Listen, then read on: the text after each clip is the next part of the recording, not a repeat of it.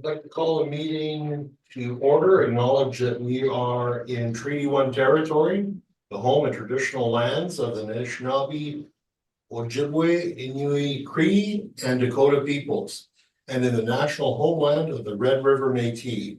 Our drinking water comes from Shoal Lake 40 First Nation in Treaty 3 territory. I'd like to introduce the panel members this morning. Kevin Stephenson will be joining myself and Valerie Verhun on Zoom, and I am chairing this morning's meeting. My name is Mike Caltriglio. From the assessment department, we have Justin Mikulik, and administrative personnel this morning is Zachary Mohan. To the Zoom participants of the hearing, please note you are placed in the waiting room until your property is called upon. When it's your turn, you will be admitted into the meeting. Kindly follow along on the City of Winnipeg's Board of Revision YouTube channel for the hearing process. Once the hosts admit you into the hearing, please close or mute your YouTube player. You will then be permitted to speak with respect to your property. Once your hearing is concluded, you can leave the meeting. You'll be hearing application for revision of the assessment roll in accordance with the Municipal Assessment Act. The matters for which revision is requested has been described in each application, and we will limit discussion to those matters. The statements that are made at this hearing are sworn testimony, and anyone speaking to matters must be sworn in. Be advised that comparisons of assessments of properties are not considered evidence of market value by the Board of Revision. Board of Revision is appointed annually by council and is independent of it and the city administration. It makes its decisions on the basis of evidence provided at this hearing and issues a written order that will be mailed to all parties as soon as possible. Please note that the board decisions with respect to application may be appealed to the Municipal Assessment Board if the matter pertains to assessed value or classification, or to Court of King's Bench if the matter pertains to the application of exemptions from taxation. Should you wish to appeal, information on how to do so will be included in the board orders. With respect to the hearing process, I will confirm the points of appeal with your property to be addressed with each applicant following the swearing in. We will then have the assessor's testimony followed by questions that the applicant may have, and then the applicant's testimony followed by questions. Each side will have an opportunity to summarize if they wish. Once all the evidence about the application has been brought forward, the applicant may leave. The process will repeat for each item on the docket today. The session will close after all applications have been heard, and the board will deliberate in private and make its decisions. You will receive the board's decision by registered mail as soon as possible. As all information, all public hearings are live stream recorded and will be part of the public record. And we will be hearing items 1 through 6 on our docket today. Mr. Mohan, please affirm the assessor and applicant's testimony. Of course, Mr. Chair. Mr. Assessor, please state your full name. Justin Mikulik. Do you affirm that the evidence you're about to give this hearing is the truth, the whole truth, and nothing but the truth? Yes. Thank you. Mr. Applicant, please state your full name. Henry DuPont. Do you affirm that the evidence you're about to give at this hearing is the truth, the whole truth, and nothing but the truth? Yes, I do. Thank you. All right. I understand that the briefs were received late from you, Mr. DuPont. I sent them around 4:27, 4:28, but I see it was delivered at 4:32. Is that correct? That's the date you received it. That is the understanding that I have of it, sir. Yeah, but I do remember when I sent them, it was before the time, so I guess it took a few minutes for it to go through. All right. Make a suggestion that for the future, maybe start a little bit sooner to send it through. Yeah, I didn't know that it would not be immediate. So I was looking at my time and I saw I got a few minutes more and then I sent it Fair just enough. a few minutes before and it didn't go through right away. And that isn't the case for all of his information, correct? Other than your study, which came through first, correct? I sent the cap rate study first, yeah. Yeah. Mr. Dupont, we're going to have to go in camera to discuss whether we're going to accept your information or not. So give us a moment or two, please. Thank you. So the decision of the board to accept the information that was provided by Mr. Dupont. Obviously, he tried to send in the information prior to 4:30, and though I would recommend to try and do it a little bit earlier, so it gets a moment or two longer to get into the hands of the board of revision here. Mr. Dupont, are you aware that there is a recommendation on this file? You're muted, Henry. You're still muted, sir. There we go. Which file you talk about? This is the very first one. This is 186 Appleford Gate. Okay. I don't get I don't have your schedule, so I don't know. No worries. Um, Are you aware that there's a recommendation on this, sir? oh,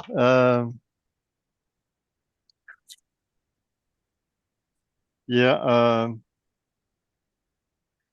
Yeah, I looked at it last night and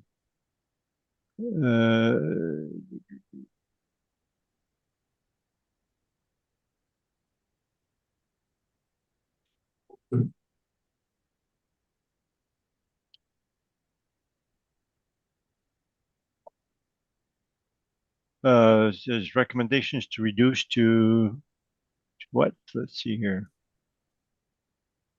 Your Nicolette? You wanna, Yeah, 61,943. Yeah, I accept that. all right.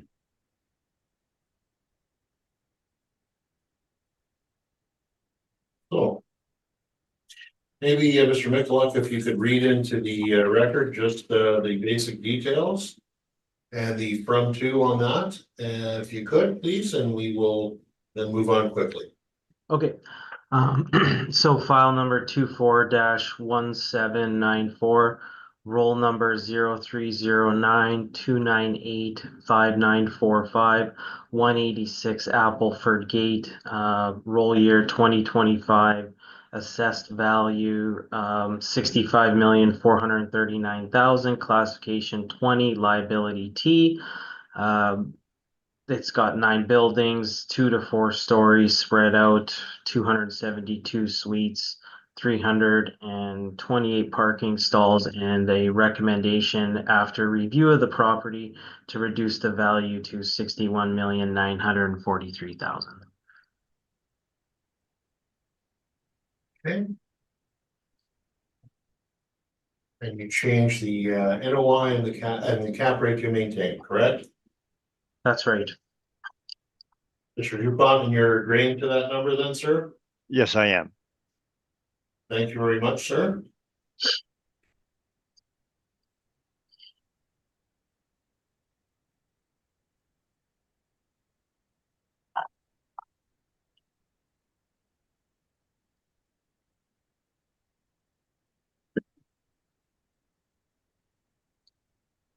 All right. We can move on to the next property.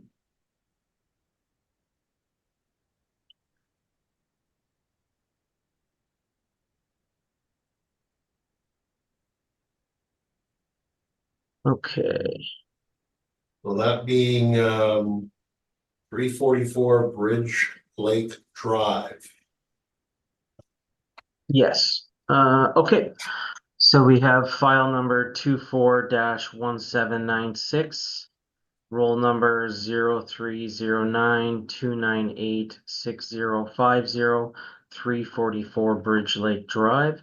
Roll year 2025, assessed value 50,939,000. Classification 20, liability T, taxable. So we have 5 buildings with 1 to 4 stories. And year built 2019, number of suites 208 with 266 outdoor parking. If we scroll to the location on page 2, you could see that where it's located, just off of Kenniston Boulevard in the Bridgewater Trails neighborhood.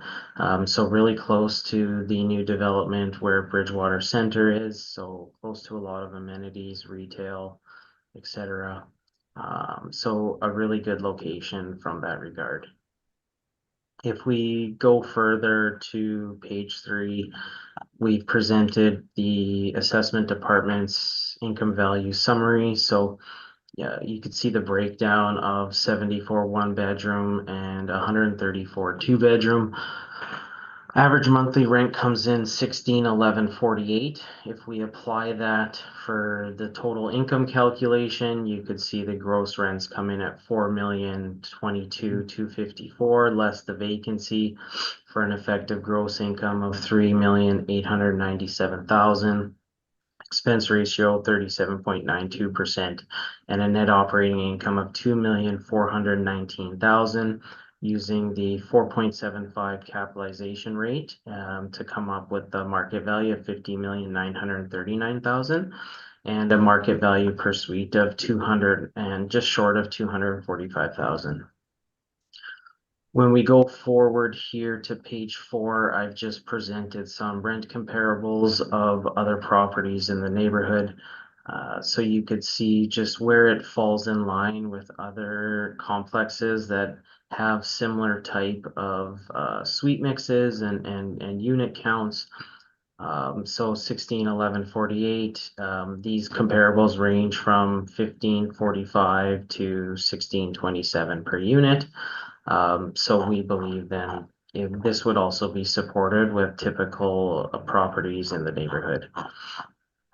If we go forward to our capitalization rates on page 5, you could see where multifamily comes in, just the 20th to 80th percentile that our model uses, where it comes in between 4.75 and 5.45, and then where that would compare with other market brokers with their cap rates. So again, our department, we get all the information from the properties.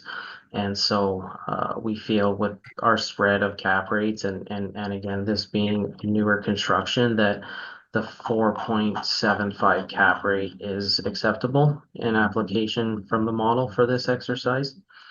And going forward to page 6 with our capitalization rate evidence. So the department, we provided some sales here to support our model rate now. The main property out of this list we'd be looking at, basing that it's a new build, would be 2390 McPhillips within this capitalization rate evidence. And just being that it is a newer construction that's sold in 2020. And we've stabilized the capitalization rate from that sale to be 4.71%. You could see it was a 2015 build with 90 units. If we go forward to page 8, so I've just included their income and expense statement, which ran from January 2022 to December 2022. If we go forward down to page 10, so I kind of did just a little workup of it. So I have the gross rents, less vacancy and lease discounts to come up with the rental income, and then adding in the other income of parking, miscellaneous. I subtracted for the affordable housing. There's some units in here that are, I think, Manitoba Housing has some units, like a certain percentage where they would have to give discounted rents for Manitoba Housing. And we have a total revenue of 4,007,920, less the expenses of 1,412,734. So I had an NOI come out to 2,595,186, with our model being at 2,419,000. So with that being said, that's where I just feel again where the value seems reasonable, in the sense that the model's coming in lower than what I would have looked at based on their income statement. Further on page 11, I've just included some pictures so you can get an idea of where it's located. You could see an aerial view of the complex. So this comes with some amenities involved. Obviously, they get a pool. They have outdoor living areas. They have a games room. So you could see that this type of property is offering more amenities than your typical apartment complex. And so it's in a great location. We feel that based on all of that, that the value seems fair, from a standpoint at 50,939,000 using our model parameters. And that would conclude my presentation. Thank you. Thank you very much, Mr. McLaughlin. Mr. Dupont, do you have questions of Mr. McLaughlin? Yes. So on page 10, your summary of the financial statements above. Yeah. So the gross rent 4,180,000. The discount's 147,000. Now, if you look page 8, so the far right last column, 4,180,000. So that matches what you have. Then they have vacancy loss. Then after that, they have two types of discount: rent a friend and lease discount, 147 and 2,700. And the line just before the total loss / gain to lease minus, it's a loss of 245,075. If you look at each and every month, they're losing 8,000, 7,000, 12. Would you agree that's also a discount? I would not, because this is something you would typically see in a discounted cash flow statement, and it's not something where, if you were to look at the market value of this property, that somebody would be including in their analysis. And I mean, if you wanted to include it in their analysis, you would have to remove that income and then expense it and recapitalize it, and then take that off your actual value that you came up without any of the discounts. Now, the right below the 245, it says a total rent income 35881. So that's the income they received. So that's before the extra parking, etc. And that compares to your total rent income 2,883,000. So Here's the only thing that I would also expand on that answer. This would also be excluded even if it was a positive, because again, these are something that you typically don't see on just an income statement to run a property, whereas this is internal cash flow, where I don't know how you would be able to quantify that unless you were to, again, do a workup with just gross rents and vacancy, and then remove all the discounts and recapitalize that to take it off the value that you had initially come up with. So I felt that just by at least including the lease discounts, we've still reflected a reasonable income level here. And the reason you exclude is because you don't typically see that. Is that the main reason? Prorated vacancy loss gain to lease. Well, they already have a vacancy loss listed on here. So I don't really know how you're supposed to quantify those things again, unless you removed it and recapped it. The owner does not remove and cap it. They just show a total that is 245,000 lower than what you have. So you're not really reporting the actuals in your workup there. My workup is done based on a market value of the property. Oh, yeah. I mean, your workup page 10. Yeah, Okay, so your total revenue on your page 10 is 4,007 before expense. And then if you compare it to the actual, that would be at bottom of page 8. So after they add the parking and other income, etc., they are 3,685,000. yes, So you report much higher total revenue than actually reported. absolutely, because these are again, this kind of stuff looks more like lease up costs as opposed to what they're losing on the property. So I don't think it would be fair to include all of these discounts without knowing what they really mean. Again, this looks like discounted cash flow as opposed to income operations of this actual property. What's a discounted cash flow? Companies use that internally when they're doing their accounting in terms of projecting what they may have lost or gained received throughout the year. Like, how would you quantify, Henry, a prorated vacancy loss when we've already shown vacancy on the property? That's just like how do you measure that? Is that double counting it? No, because their totals are different than yours. Their totals, they take that into consideration of their totals. It's just a different name they put to it as for a discount. And what they do internally, they're not allowing a discount off of what they actually receive. And you think you would give this to a bank and say, we actually received more, but we're showing less. The people don't do accounting that way. So when they're showing that, that's the actual revenue and expense they're putting in.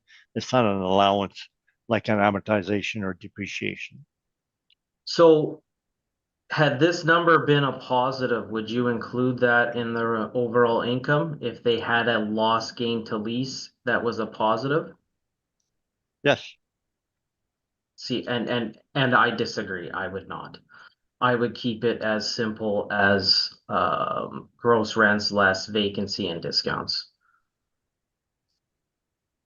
Now your cap rates, you don't show any cap rate calculations anywhere for your comparables. Are you talking about page 6?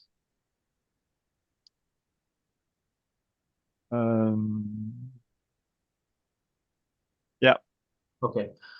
Yeah, we were told that we can't include them based on privacy concerns.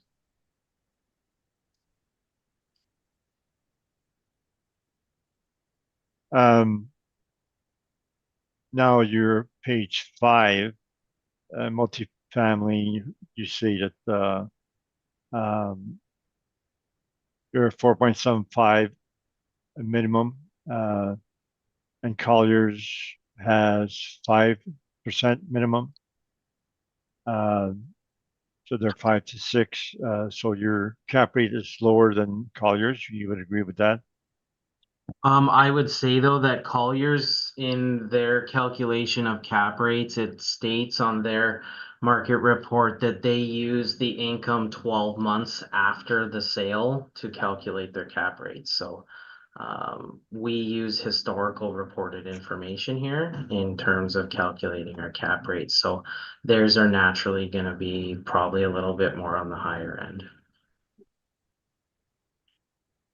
And would you agree that the assessment department has their cap rates, they tend to give higher cap rates to the larger amount of units versus small units, so that if you're under 25 suites, you'll have a much lower cap rate than if you were above 25 or 75 or 100 suites.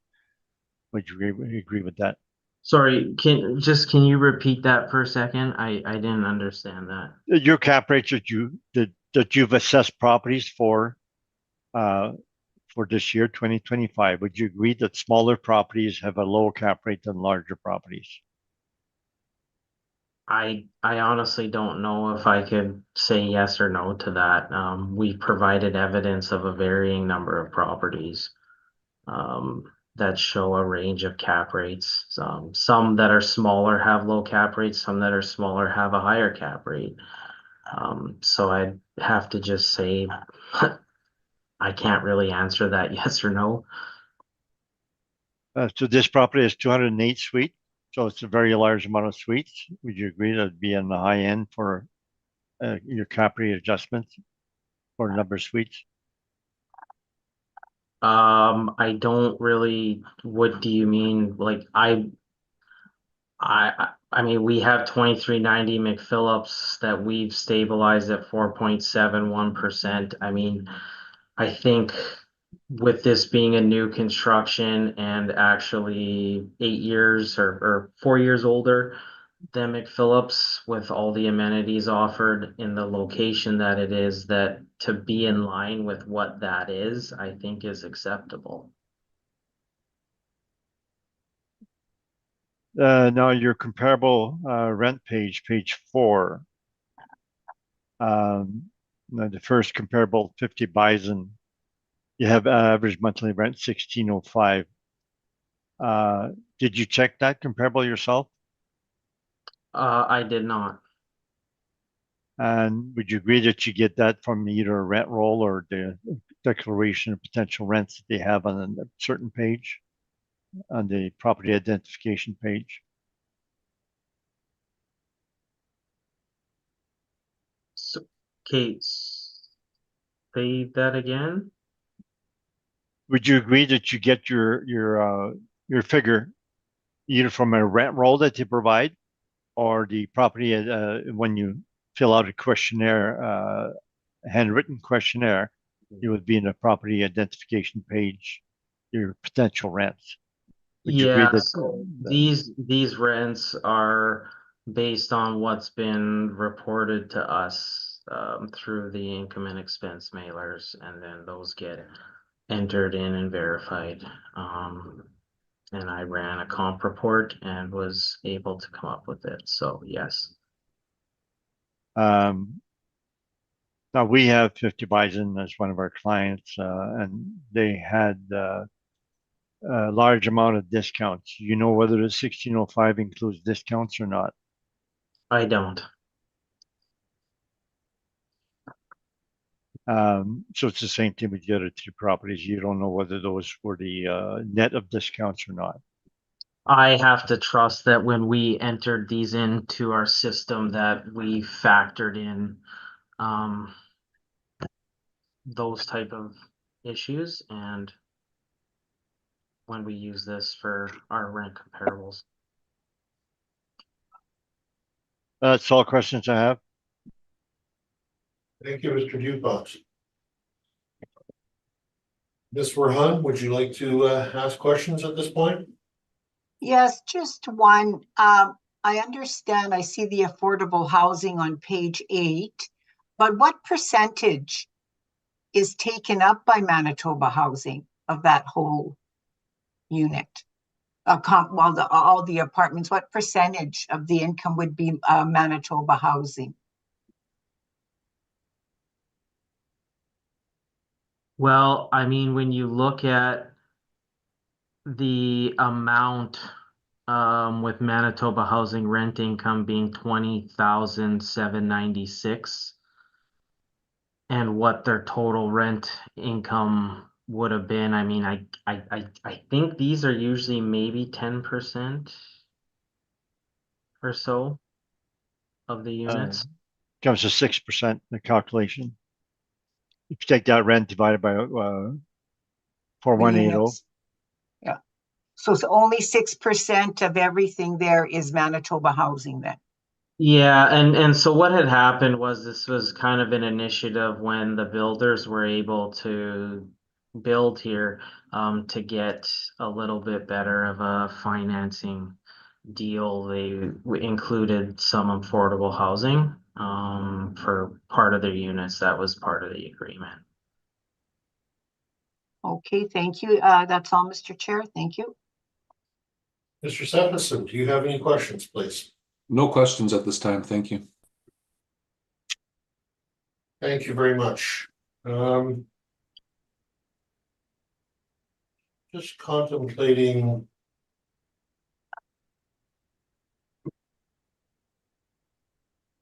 So your cap rates, Mr. Michalak, on page 6.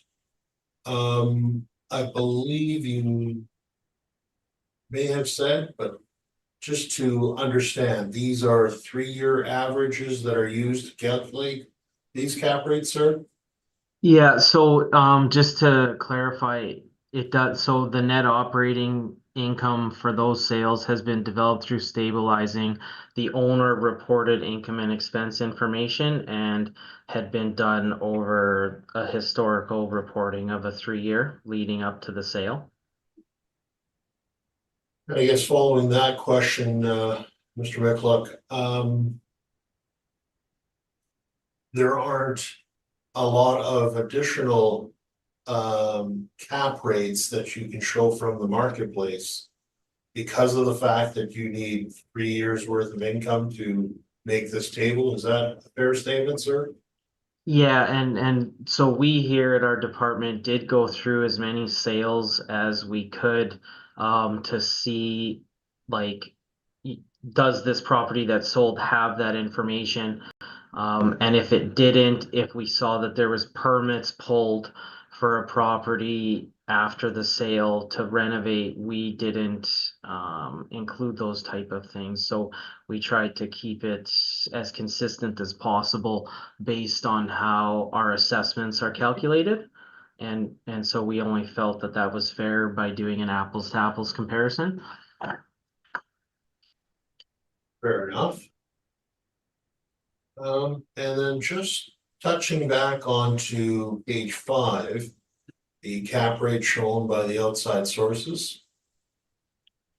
It seems to, depending on which part of the table I guess you look at, Colliers seems to be a little bit higher. But I think you mentioned that they are using information 12 months past the date of the sale. That's correct. Okay. And you don't feel that that is being done by CBRE or Cushman Wakefield?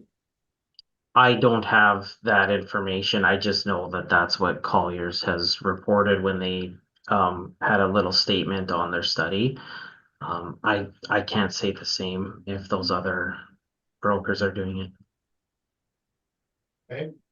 And but the range seems to be anywhere from 4.75 as high as 6%, I guess. Now, there was a comment by Mr. Dupont with respect to cap rates for smaller properties versus cap rates for larger properties. I just want to understand. Would you feel that the smaller properties are less risky than a large property? I mean, when you're looking at it, you could say that I guess that they can present less risk, but you sometimes can get buyers that maybe don't have the same amount of capital to sustain it, right? So I think it can just sort of maybe vary by the build, if it's newer, if it's older. I think would play into it more than like smaller or larger properties. But this is a fairly substantial complex for an apartment building in Winnipeg, is it not? Oh yeah, absolutely. This would be on the higher end where properties like this would, if they were to transact or are within usually share transfers between large real estate REITs and big portfolios. Fair enough. Those are my questions. Thank you. Mr. Dupont. Could I have a redirect on this? Of course, Mr. Dupont. Go ahead. You mentioned that Colliers calculates the income after the year after. Do you have that as part of your report? No, I'm just stating what they do, having read their report. And it's purely based that you had asked the question about it, so that's why I had responded that way. Great, thank you. Thank you, Mr. Dupont. Mr. Dupont, would you like to present your information? Okay, so I have rebuttal evidence to his cap rate, so I assume I can. Why don't we do your presentation first, Mr. Dupont? And then get to the rebuttal after that. How's that? Sure, as long as we don't forget. No, Henry, I'll give you every opportunity to read in what you want to read in, okay? Okay, so if you go to my report, the first page is shown there that we're asking from 50 million to 42. Then we can skip some of those. We have the photos and the maps, etc. And then our cap rate summary is on page 13. So based on our cap rate report, these are the cap rates we came to for specific age groups. 2005 plus, we have 5.0 to 5.75. And we have a range like that mainly because we agree with the assessor on a lot of the cap rates. Larger properties would be a higher cap rate. It's not so much that it's the risk, it's because the assessor says over and over and again at the board that the smaller properties, they buy it differently, they're not as knowledgeable, and they may have cash on their own, buy as well, they take money out from their retirement and they buy that. So whereas when you get the bigger properties and you're in millions of dollars, then you have to follow the lending guidelines from lenders and or from CMHC. So my spreadsheet's on page 16.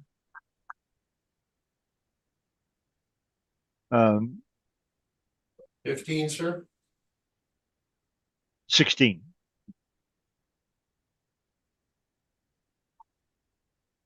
My apologies, Mr. Dupont. I'm looking at page 16, and that's just some information regarding reconciliation of value. It appears that it's page 15.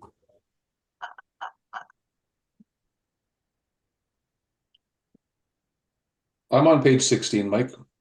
I see it.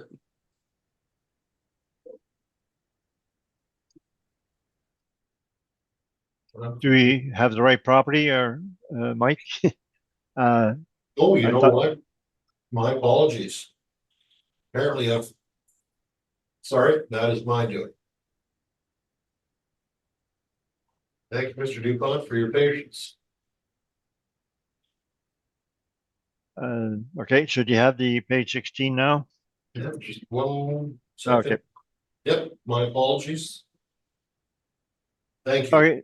Okay, so potential gross rent is from the same statements that Justin had. So we showed the potential gross rent for 4,180,000 for 2022. The total discounts, including the lost gain from the lease, is 415,000. So the line 3, they received 3,765,000. and that's 1509 per suite. Then we subtract the vacancy they actually have, so we stabilize that actual vacancy 5.4%. The increased rent, you can see line 1 quite a bit from 2,600,000 to 2,800,000 to 4,001,000, and that's the market's response to their rent. That's 5.4. Then we had the parking and the miscellaneous income at the actual 2022. So we get line 13, we got 2,685,000 is our effective gross income, and that's about 200,000 less than the assessor, 212,000 less than the assessor. The assessor 2,897,000. So part of the difference is the vacancy. Assessors at 3.1, we're at 203, and their rents are line 3. They're higher than actual after discounts. Expenses. Now we stabilize expenses at 1,468,000, assessor 1,477,000, so we're less. Our expense ratio is higher, mainly because we have lower effective gross income to start with. Part of that is we stabilize repair and maintenance at 999 per suite. So line 33. So our net income is 2,217,000 versus the assessor 2,004,000. That's about 200,000 difference. And the cap rate we apply there is 5.25. Our range is from 5% and up, but this is a relatively large property, and we give it 5.25. So our value is 42,230,000.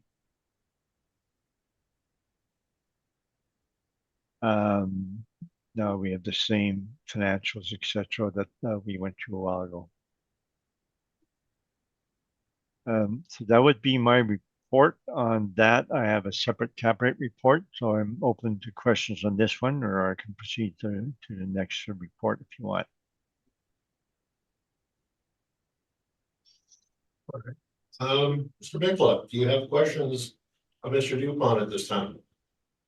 Yeah, so on page 16 regarding the calculation of vacancy, so you use 5.4% when the average from 2020 to 2022 was 3.5%. Would you care to expand why you chose not to use the average vacancy when vacancy change and is highly variable from year to year? Yeah, as I pointed out, they've increased the rents quite a bit from 2020 to 2021, so they're pushing the rents, and that's the most relevant year is always 2022, and we usually go to 3-year average for items are erratic, like miscellaneous income or repair and maintenance. But a lot of the items like taxes, utilities, etc., we stabilize them at the most current year. And vacancy, we usually use, well, not usually, but so quite often we use the actual vacancy for 2022 to reflect the rents that they're charging that year and the market's response for that year. So we rarely use a 3-year average for vacancy. Okay, and then, so just to expand on that, just from what I've just seen with how properties get appealed, had that vacancy been 2% in 2022, would you have used 2% or would you have used the market vacancy of 3.1? Most of the time we use a market vacancy as the minimum vacancy. Okay, so you would use market vacancy if it was lower than market, but you use actual vacancy if it's higher than market. Yeah, we do that. We have to, a property, if it has lower vacancy, we cannot assume going forward that it would stay a lower than normal vacancy. So we're giving a cap rate to the future income. So we use a market vacancy at that point in time. And then just regarding this property being a new build, it would be exempt from rent controls, correct, for the next 20 years? Well, I guess it would be till 2039 because you get a 20-year exemption. Yeah, I won't disagree with you. The newer properties are usually exempt. I thought it was 5 years. Maybe that has changed.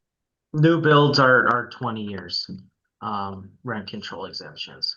Okay, so the rents that they charge is they're not limited by rent control. So they charge what they think the market will bear. I guess those are all my questions in terms of that. I know there's going to be a cap rate presentation, so I'll save my questioning for that. Thank you. Thank you. Mr. Stephenson, do you have any questions at this time? No questions, thank you. Ms. Verhaan, do you have any questions? Not at this time, thank you. And I think I'm going to reserve my questions for the moment. Mr. Dupont, you said you had some additional information that you want to bring forward. Yes, the cap rate study, if we can go to that now.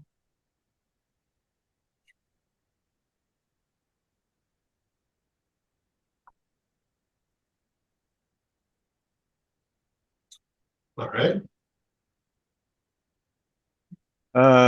Okay, so we start the cap rate study. We give information on the reference date, burden of proof, etc., and the methods we use. Page 5, we do show the market reports from Colliers, CBRE, etc. We compare the previous valuation date, 2021 Q1 to 2023, and we showed the changes. So Colliers had no change for the low rise, and CBRE had some changes downward. But Cushman, no change in low rise, Colliers, no change high rise, etc. It shows you some of those changes, so not that much of a change. We show the cost of borrowing. So the cost of borrowing has increased. If you see the table there, so that by 2022 to 2023, the valuation date, the cost of borrowing has gone up, so that would make the cap rates higher because most properties have mortgages on them. So naturally, then we have factors, page 9, what the factors are, but one of them is the interest rates, and then we have the types of things that we have. Then we show the suite mix that there is in properties. Sometimes if you have too many bachelors, that shows a inferior suite mix. So the page 11, we have the summary information on our cap rates, 6 cap rates. We get the first 4 cap rates, which are smaller properties, 24, 32, 16, and 11 suites. Then the last 2 are large properties. So that 150 Hendon was 59 suites. 2390 McPhillips was basically a new property, was exempt from rent control. It was 90 suites. And the cap rate on 150 Hendon was 5.42%. And then we're saying the purchaser anticipated rent increase at time of sale, mainly because the vendor had made an application for increase in rent, and at the date of possession, there was an 8.2% or so rent increase of it was approved by RTB on the date of possession. So we're saying the owner would have taken that into consideration.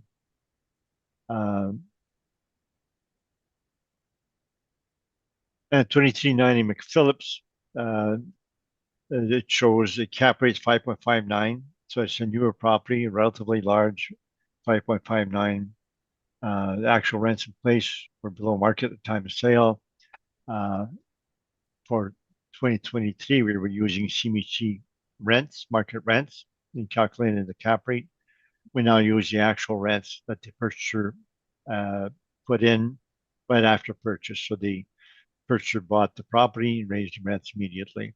Then we have the cap rate calculations for the various properties. After that, then we have and the first four are not really applicable today, so I'll skip those if you don't mind. And the 150 Hendon is on page 19.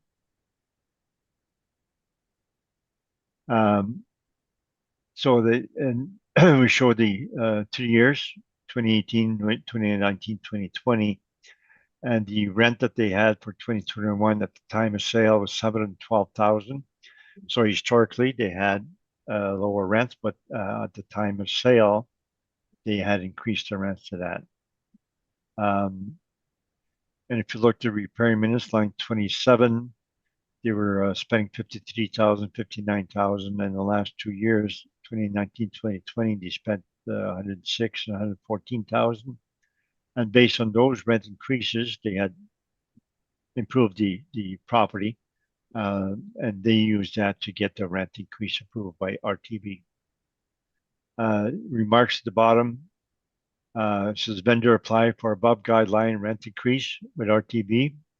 RTB orders effective date was June 1st, 2021, which is the sale date. And the 2021 IE, which is for partial year, show the potential gross rent of 712.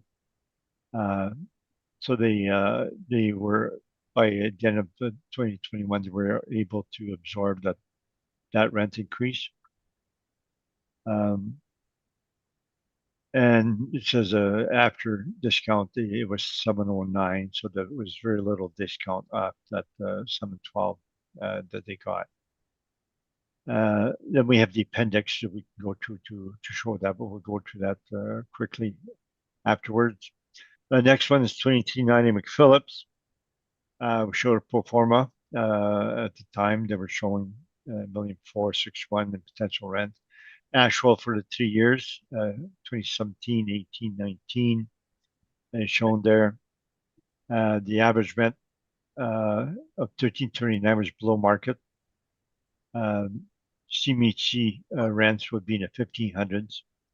And the rents we use, 1649, those are the rents in place right after purchase. So the purchaser bought the property, increased those rents. And I believe the expenses, etc. And vacancy, we've allowed 3.47%, higher vacancy than the actual 1.8 in 2019. And higher vacancy works against us when it comes to cap rate. So we're quite reasonable on the vacancy.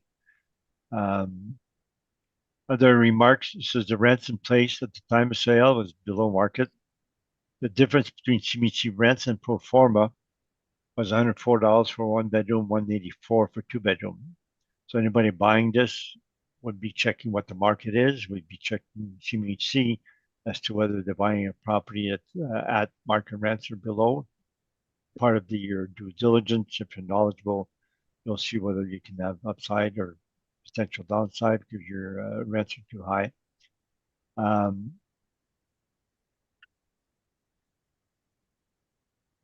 And we use the rents and that the purchaser had. So the next page 22, so based on those cap rate comparables, we came up with the cap rates that we had in our report of the cap rates for the age groups.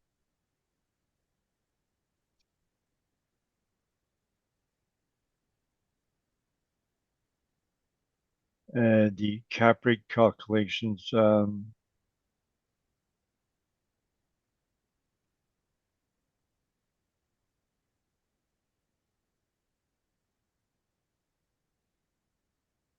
and checking some things as I go along here.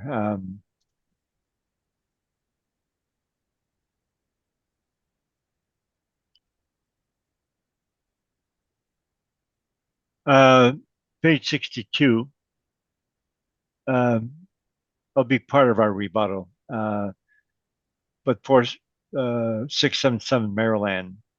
The year-end EGI was 262. We used 312, and that was the rent that they had and the pro forma that they had. So they were saying that the rents had increased. So the statement in the remarks, the statement, the purchase was given by the vendor.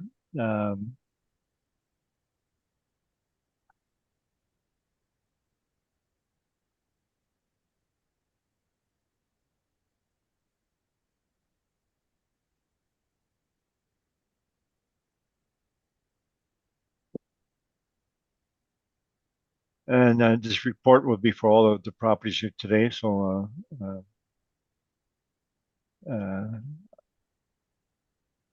now I got to find the calculations for each of the properties. So 150 Hendon starts page 86.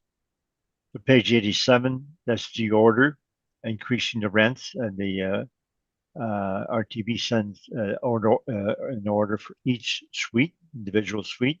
So we got two different orders, one for a one bedroom, one for two bedroom, I believe. So we got the two there.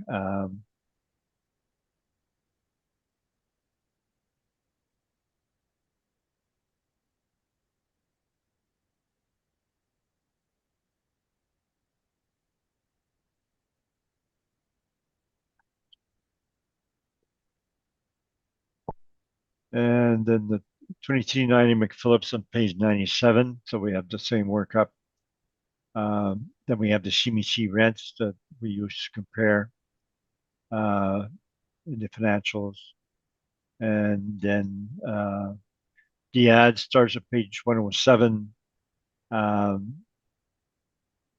investment, that's the pro forma. And with the features, etc. Then the page 112, that's where the purchaser Skyline advertises those properties, and then they show what the rents are.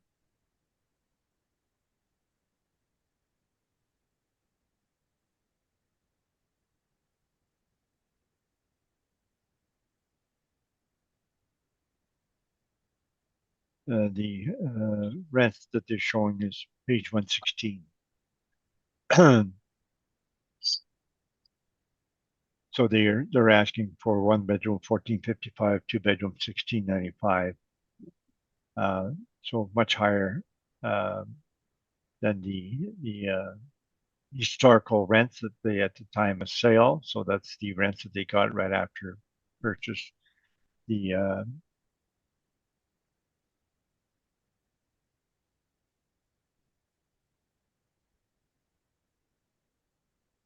and that's what we put in our line 3 for the cap rate is the rents asking by the purchaser right after purchase. That would be my report on the cap rate. And I also have rebuttal of the assessor's report, but I can do that later if you want.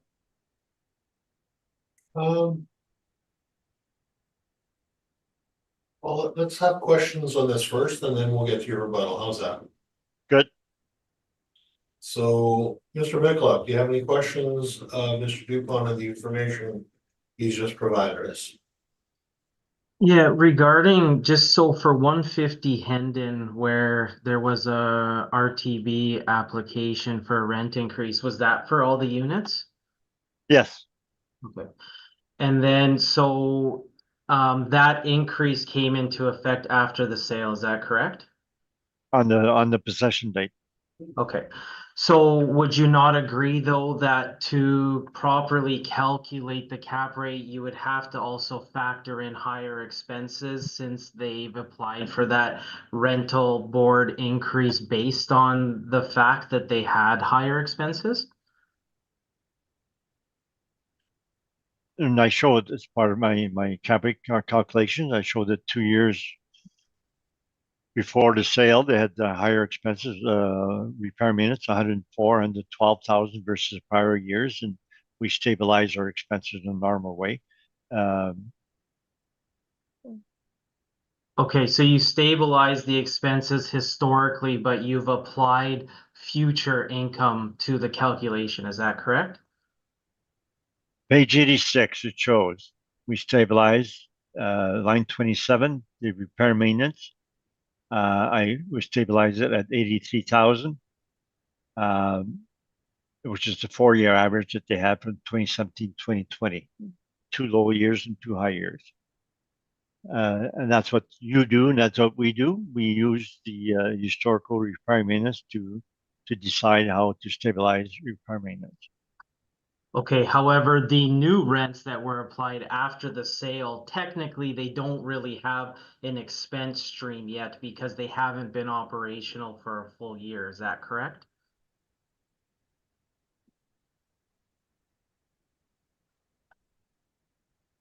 The new rents are the rents that they obtain that they were able to get from the marketplace.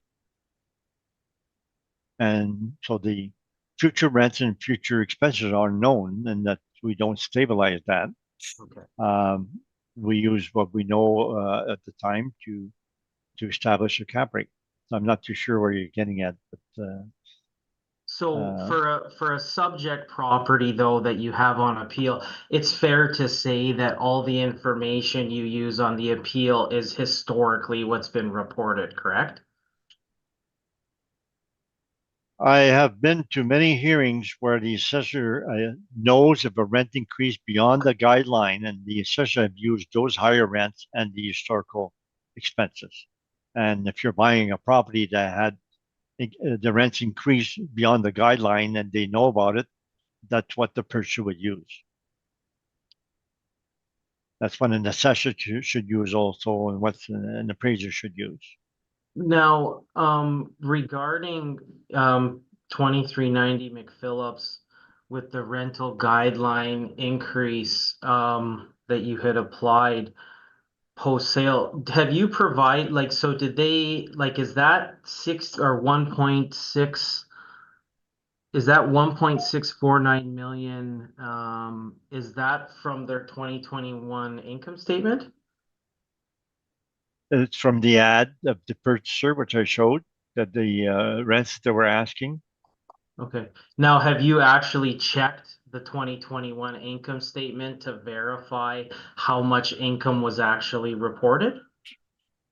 No, we don't have the income statements from the purchaser because they're not our clients. Okay. Okay. Are you aware that once you do restabilize that income and expenses the following year, the cap rate works out to 4.7%? No, I would not agree to your calculations.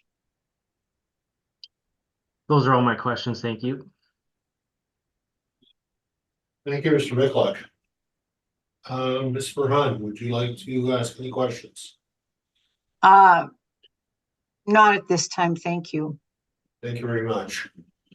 Mr. Stephenson, any questions for the applicant today?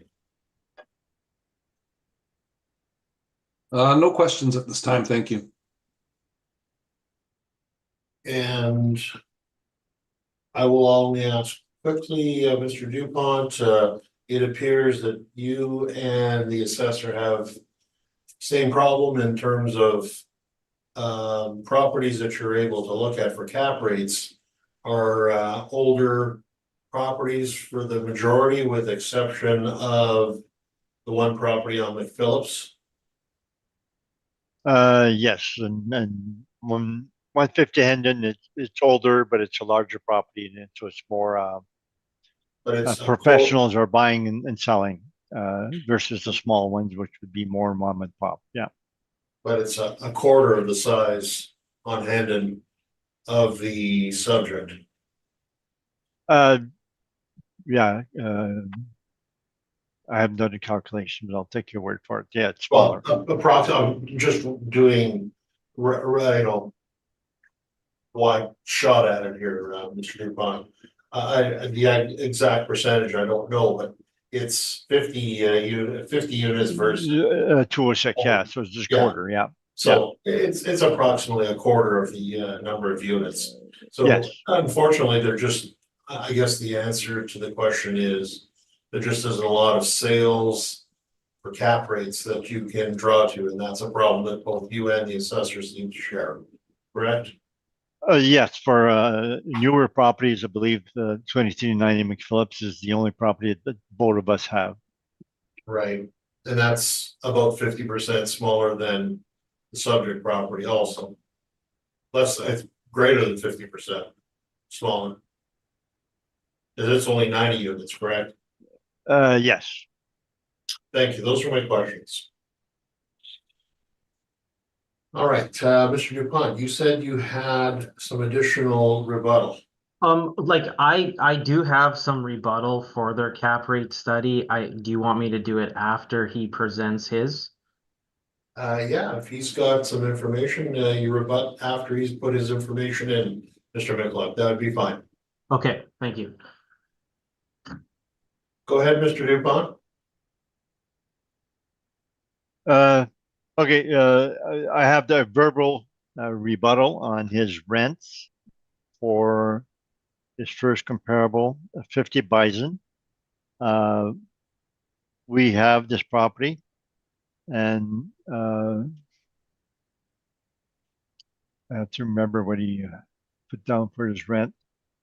We had 1605. Okay, so the actual gross rent that the shown in their rent roll was 1580 per suite. Mr. Dupont, I'm sorry, where are you pointing at, sir? You're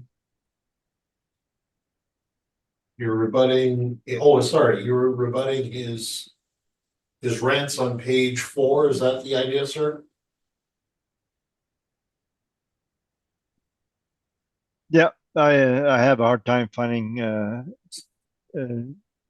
his brief because they're done by number, not by address. So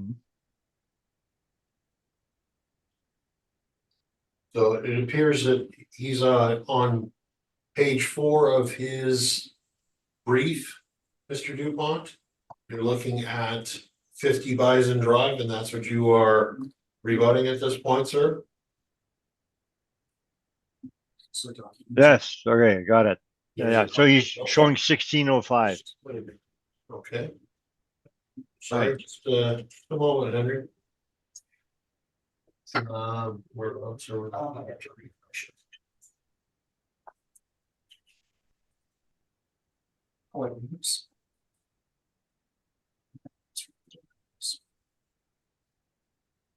Yeah, shipping under items 7.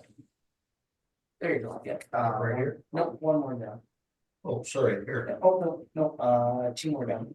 So you'll be. Oh, my apologies. Okay.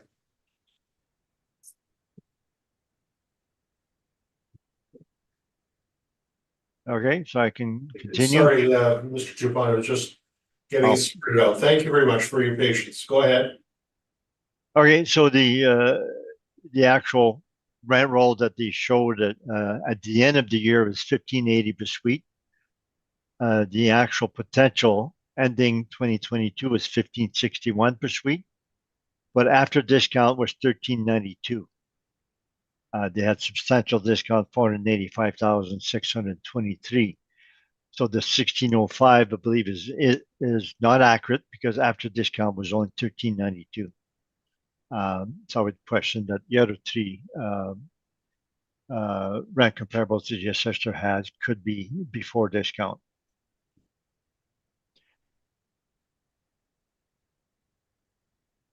All right. And so my actual rebuttal report, which I provided separately, if I can go to that now. Yes, please, go ahead. Mr. Assessor, sorry to interrupt. Mr. Assessor, did you get the rebuttal? I just sent it to you. It took a couple seconds to upload. Yeah. Okay.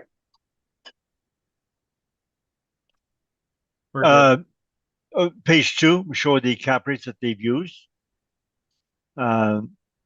Then we showed the interest rates, that the mortgage rate's 4.5%, and you have some of their comparables at 3.46% for 401. They have some very low cap rates. And when it's 3.46%, they probably should not be using it to start with. It's very abnormal. So the page 4 it shows which properties that we what we dispute, and just a summary. And then we have the documents to show for that. So 727 Sergeant, they show the two cap rates, the 3.46 on Sergeant, 4.21 to 41 Young, and that's unusually low, below a 5-year GIC. They are also poor locations and often poor conditions with potential increased rents. They are not comparable to most other apartments. The city does not show an income approach nor the supporting data to arrive at their cap rates. 459 Sergeant, that's the comparable number 2 for the city. The city has used historical income, the cap rate stabilization, but the MLS listing showed the annual gross income of $101,142, or rent $740 per suite, with parking, etc. So the MLS listing was saying that the rents at the time of sale is such and such.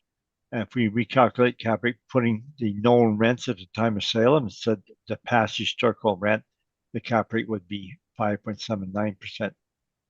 And I don't think it's proper to use historical rents when you know the rents at the time of sale were in fact a certain amount that was higher. And the calculations for that cap rate is shown next.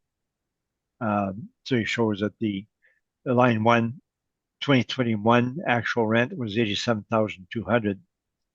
The MLS was showing 97,680, and we have the remarks at the bottom.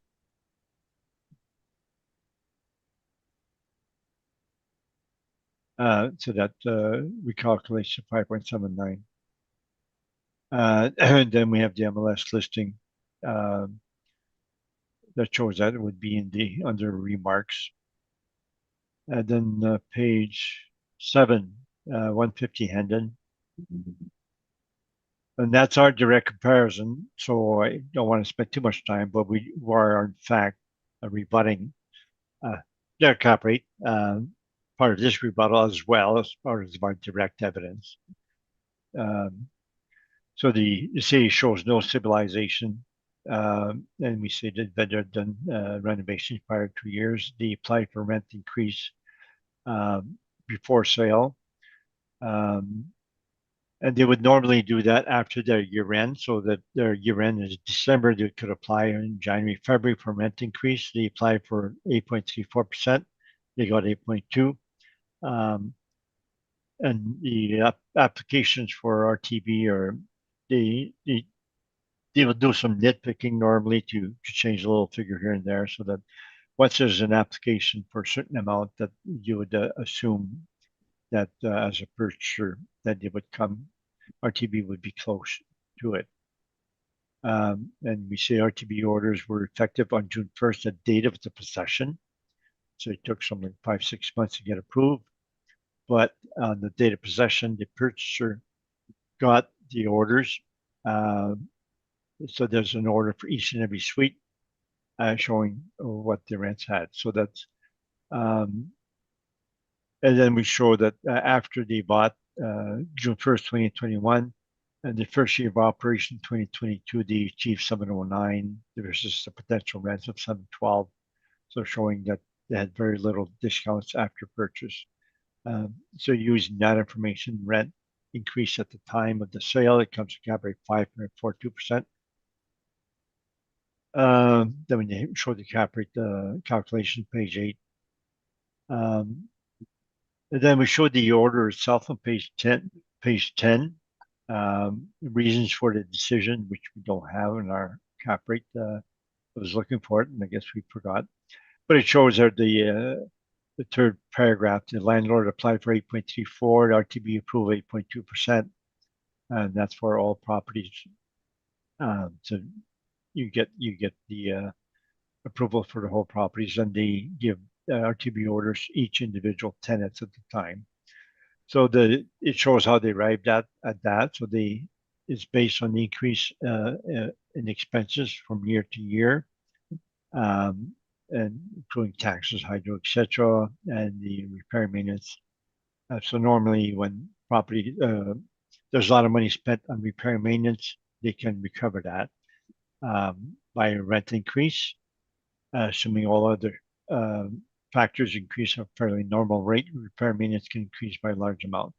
So when somebody spends a lot of money to improve their property, they can usually apply for a rent increase beyond the guidelines within the next year or two.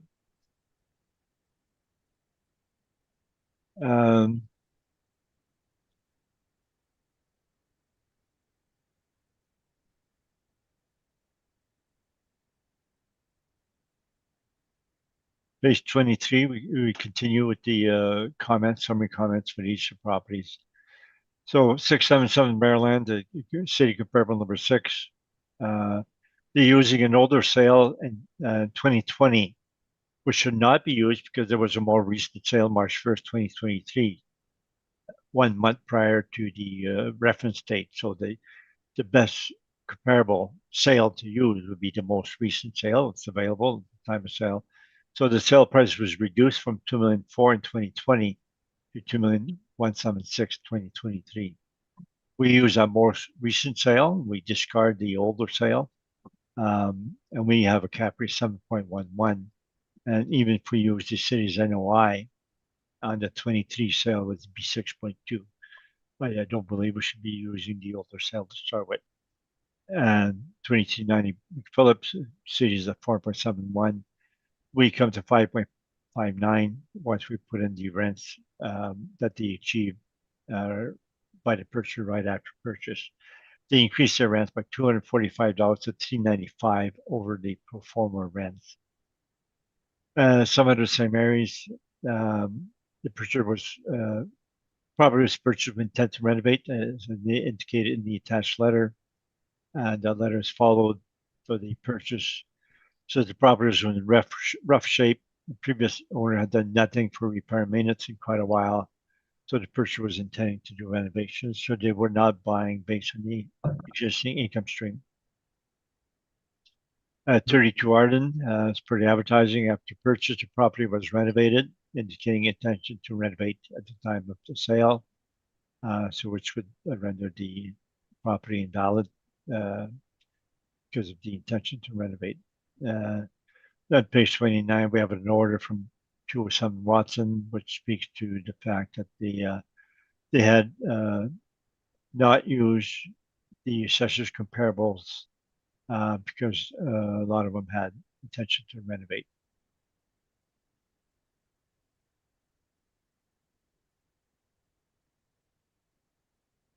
That would be my cap rate rebuttal. Thank you, Mr. Dupont. Questions at this time, Mr. Mickluk? No, I can present my rebuttal. I don't need to question, thank you. Thank you very much. Go ahead. Oh, sorry. Mr. Stephenson, maybe we should ask you if you have any questions of Mr. Dupont at this point. Sorry. No questions, thank you. Thank you very much. Ms. Farhan, do you have any questions this morning? None, thank you. I am good at the moment. Go ahead, Mr. Mickluk. Let's have your rebuttal information then, sir. Okay. Has everybody got it? We're good on that end? What page is this? Oh, here we are. Yeah. Thank you so much. Go ahead, Mr. Mickluk. Okay, so I just want to start with that, you know, our cap rate sales are based on historically reported information on the property leading up to the year of the sale. And our assessments are also based on that way as well. And I think you've seen enough appeals from applicants where the subject at appeal is based on that premise. And so we're really trying to keep it to a apples to apples comparison. And I mean, this even follows basic appraisal methodology that net operating income for each comparable property would be calculated and estimated in the same way that the net operating income of the subject property is calculated.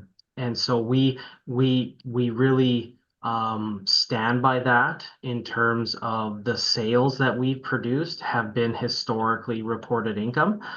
And regarding today, with it being new construction, 2390 McPhillips, you could see on page 10 where the stabilization was done by Altus. With that, we disagree with the addition of the extra large rent increase after the sale, mainly because we base all our information on historical information, and you can see page 11 that we can include the stabilization and just because it was part of evidence already. So we do have that historical stabilization here.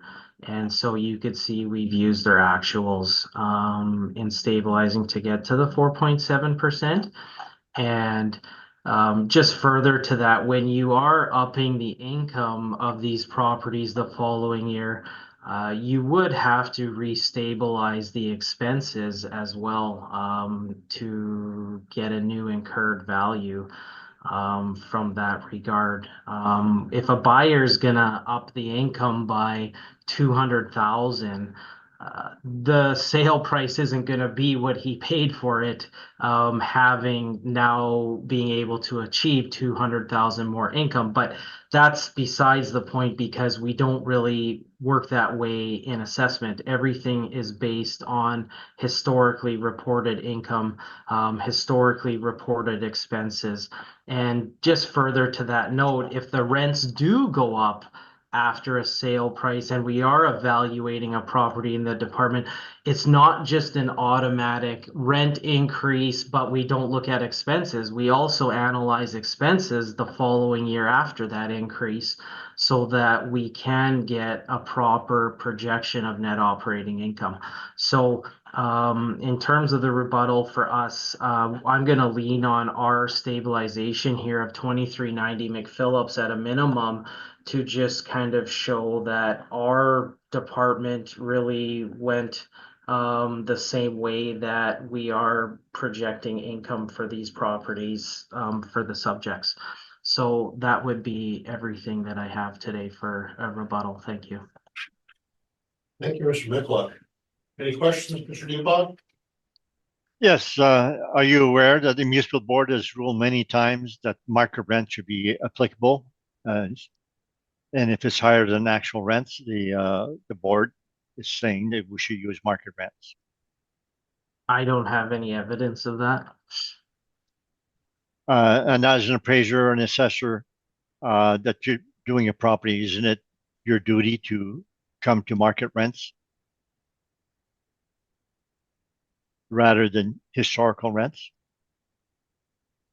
We've used rents in place as far as I know when I'm doing these appeals, so I don't know about that statement. So if 150 Hendon came to you for an appeal and you knew the rents increased by 10% before the reference date, you're saying you would not use that increased rents of 10%, you would use the old rents, even though I you would knew. also, and this is what I expanded on, I would also use the new expenses as well. It's not just a factor of increasing rents without new expenses. But at the time of purchase, the purchaser knows the historical expenses, but they know the rent right then at the time of sale. And they know the market rent at the time of sale. So I don't see why you have to stabilize the subsequent year. Because the rents that we're putting in is not the rents for a subsequent year, we're putting the rents as of the date, the reference date. Or the date of sale. Again, I'm gonna lean on appraisal methodology that for direct capitalization, you use properties that are calculated in the same way that the subject property is calculated. So I believe you did not answer the question, so that the rents at the time of sale are not matched with the expenses after the sale. I would not use rents post sale with historically reported expenses because you're always going to be lower on the expenses then, and it's not going to reflect the actual income because if you're applying for a rental board increase, you're applying it because you're running too high of expenses or repaired maintenance. So there's going to be an adjusted stream that's going to follow that. So I don't think for an assessment purpose, it's fair to say. Now, if you want to get into someone investing and basing things on a 10-year time frame where someone's doing a discounted cash flow analysis like you would have to do in a appraisal 331 course that everybody has to take, that could be different because you're looking at different parameters of future income. But our assessments are based on what gets reported to us, and that's how our values are derived. So I think it's only fair that we produce the sales that are deriving the cap rates the same way, that have that income that's historically been reported.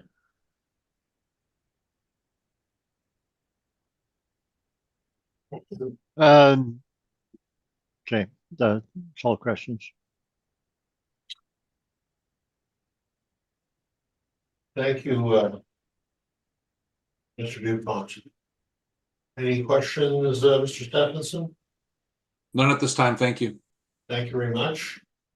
Ms. Verhan, do you have any questions? No, I believe most of them have been answered. Thank you. Thank you very much. And I believe that my questions have been asked and answered, I believe.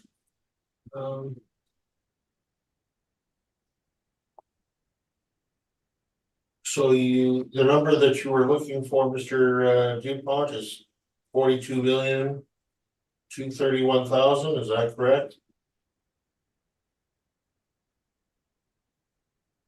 Yes. Thank you very much. I believe that concludes that presentation. Can we have summation? If you would like, Mr. Dupont, please. Justin can go first if we're going to do a summation. Yes, Mr. McCullough, go ahead. You know what? I feel like I've covered enough from our end through the rebuttal and that where we stand on rates, and no summation is needed for me. Thank you very much, Mr. McCullough. Any further thoughts, Mr. Dupont?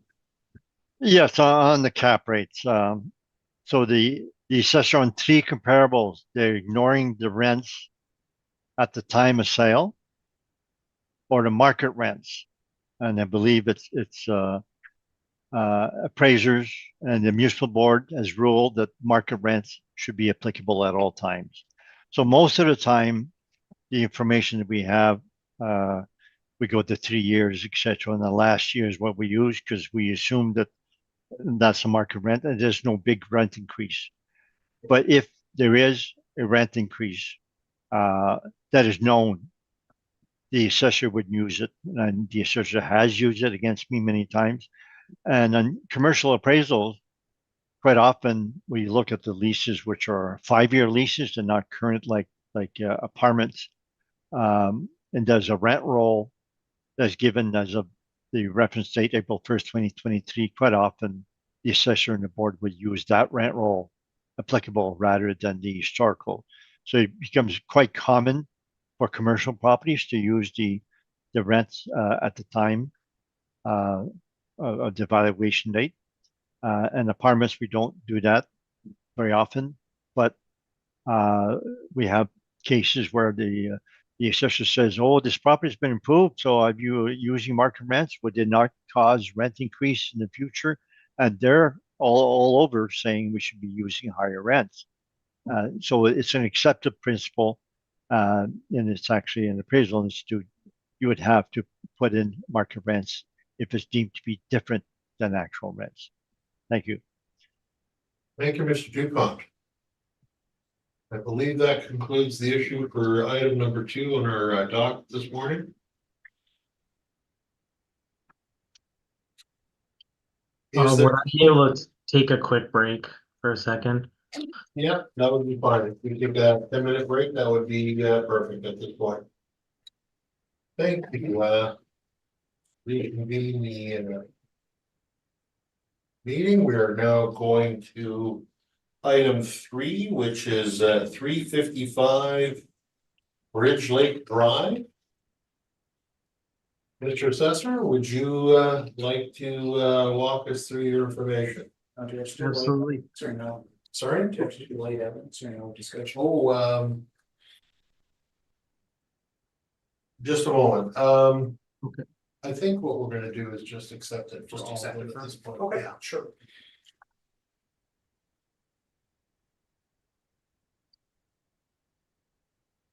Go ahead, Mr. McClough. My apologies.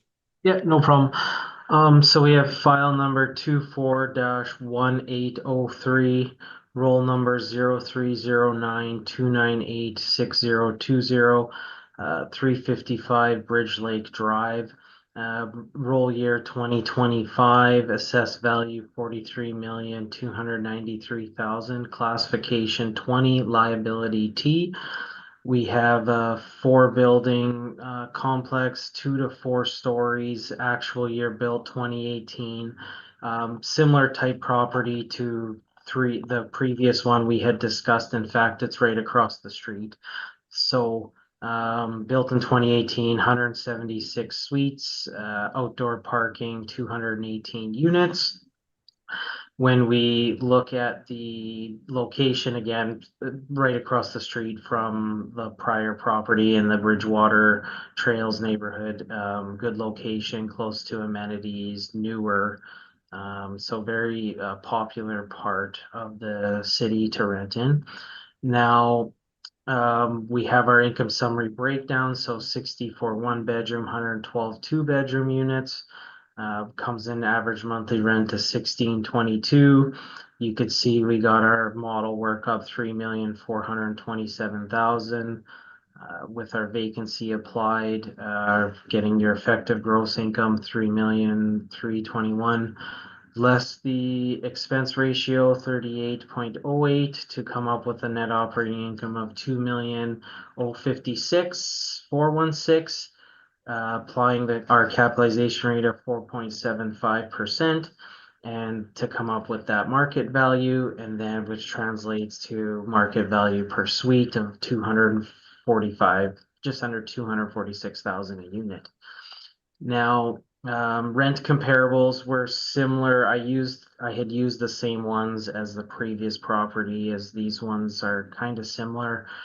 Just in regards of the build and the units. So you could see 1622.79 a unit and where that would fall in with the other similar type properties in the area. Now I would point out that this is newer. 2018 2225 Northtown Road is a 2013 build, slightly older.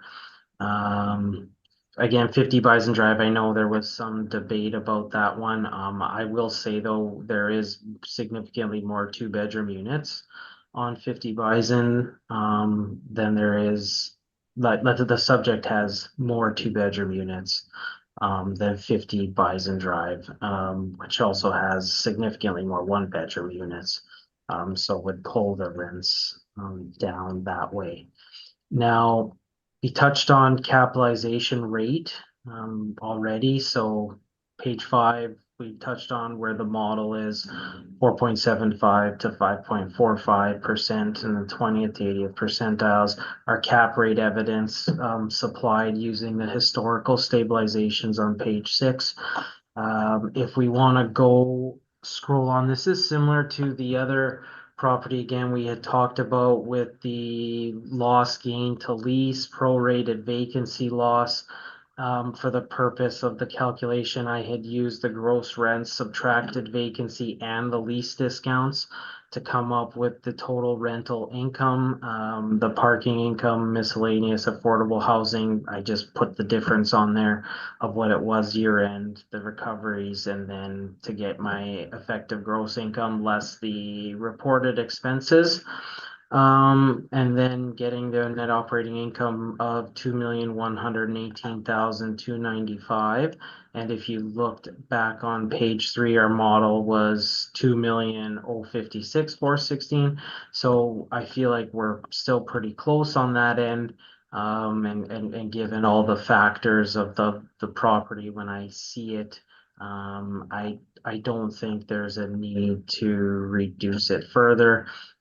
Just based on the cap rate seems reasonable on our end, and yeah, and so the income seems okay.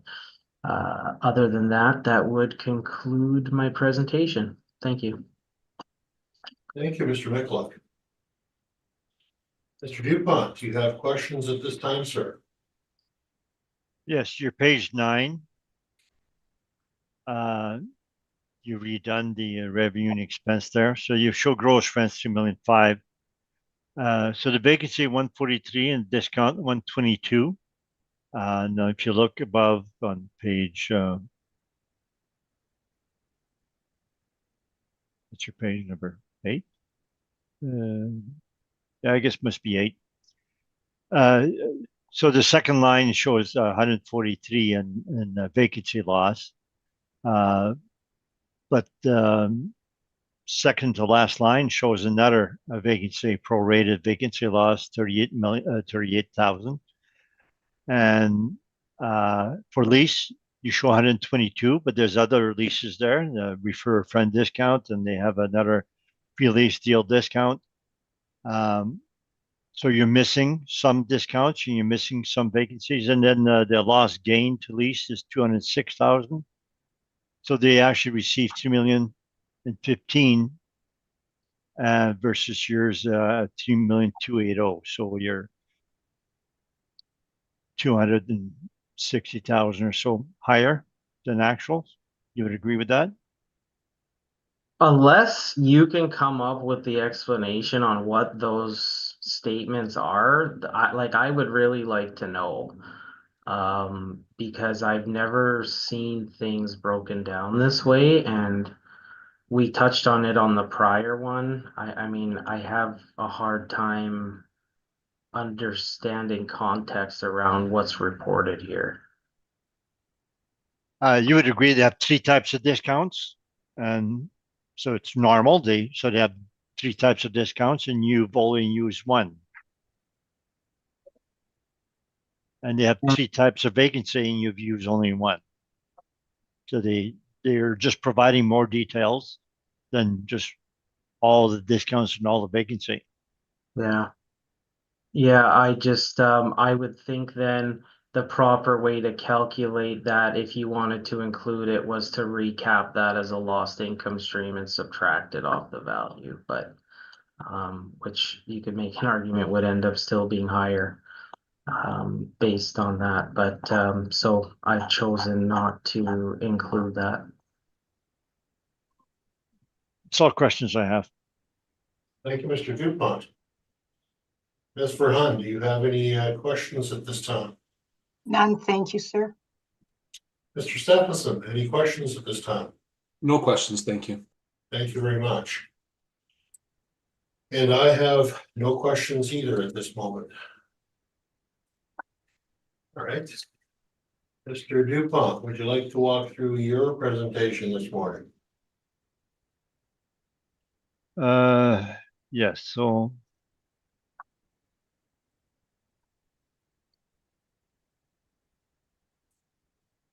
our financials are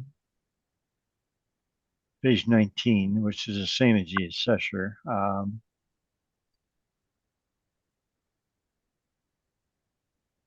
And if you look at page 20, where it says total revenue after vacancy and discounts, 3,134,641. So that's the after all the various incomes, various vacancies and discounts, and they have like 10 different other income, etc., and different recoveries. So they have very detailed.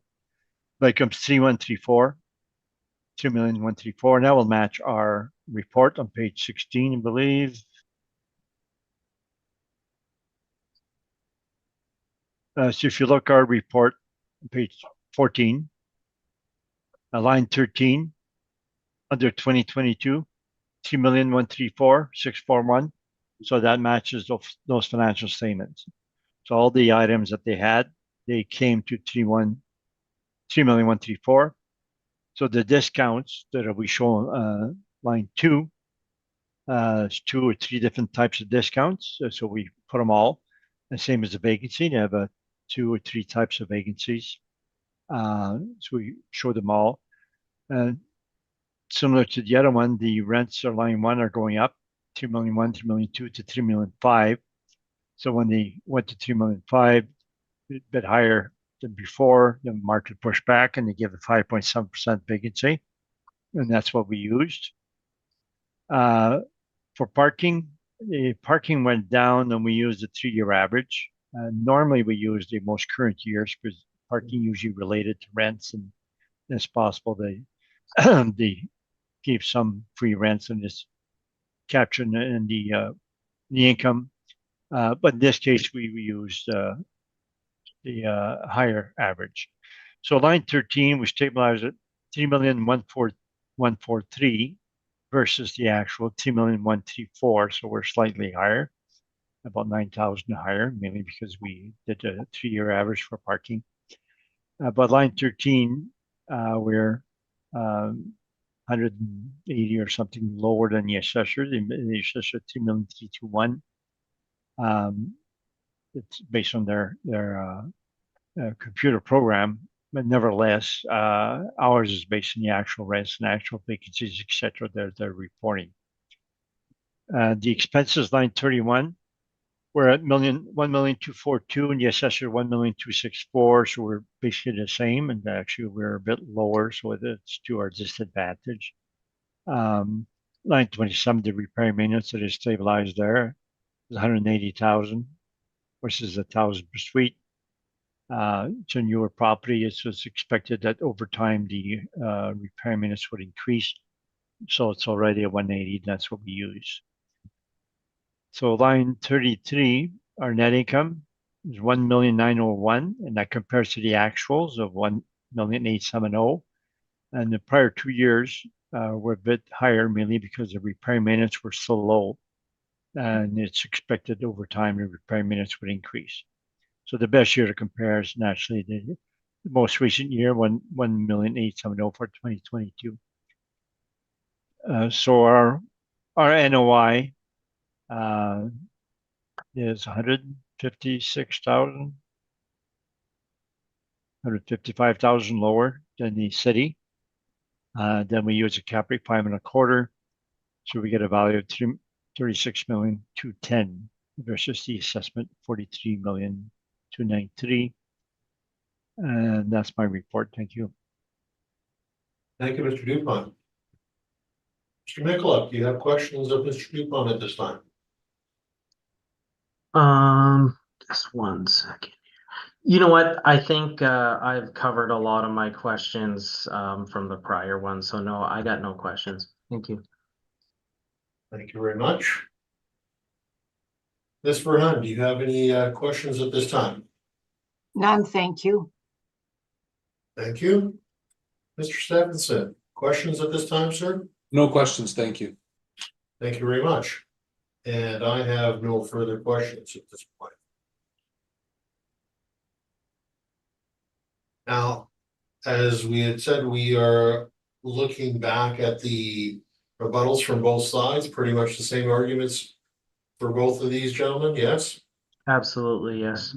Yeah, the cap rates, submission and rebuttal are the same as before, and I have nothing to add. Thank you very much. Would you like to summarize at this point? Mr. Michalak? I'm okay for summary, thank you. Okay, Mr. Dupont? Short summary. I'm just figuring out what the assessor is saying about using the next year's income. If we were in fact using the income and expenses from the subsequent year, that would be proper to also stabilize the expenses, but we're using the income, the market rent as of the date of sale. And we're not using the market income subsequent to the sale. I believe on Hendon, we compared it to the subsequent year just to show that they had absorbed the rent, all the rent increases. Because just because RTB approves the rent doesn't mean necessarily that it was given without discounts. But so we only showed subsequent revenue and expense just to show that they had absorbed the rents. So we're in fact using rents on 3 of our comparables, the rents in effect, the market rents in effect at the time of sale, or the assessor is disregarding those actual rents or market rents and going with historical rents on 3 of their comparables. Thank you. Thank you, Mr. Dupont. I believe that concludes item number 3 on the docket this morning.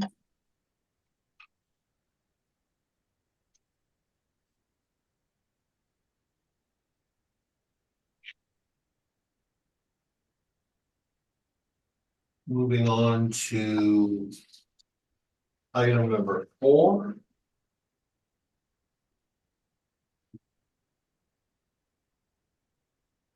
This is 25 Ancaster Gate.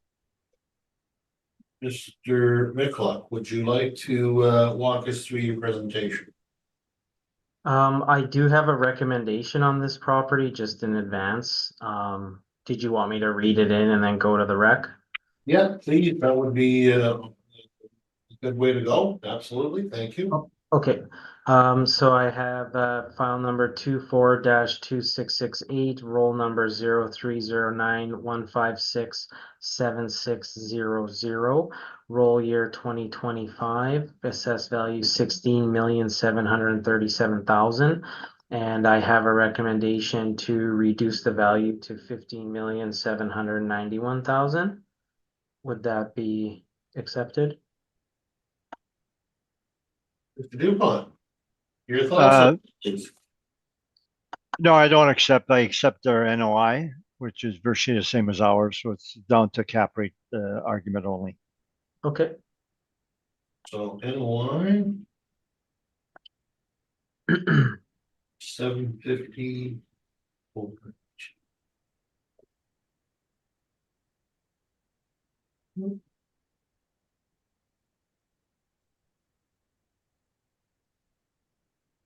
All right,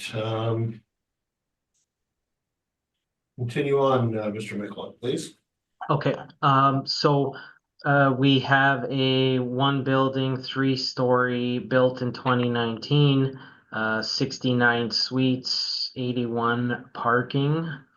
If we go to the location on page 2, you could see where it's located. It's in Bridgewater Forest, which is basically just across the way if you were to go east from the prior 2 that we had just been discussing. So still in that Bridgewater neighborhood, with the benefits of all the amenities and being a really good location for renting. Being a new development and close to all of those amenities that it does offer. Now, if we go to that, so I won't touch on the income as we are in agreement of that. If we go just straight to the cap rates again, we believe our cap rate on this is 4.75%. if you look on page 3. And so again, where that's coming in, that 4.75%, coming in at around 242,000 a unit.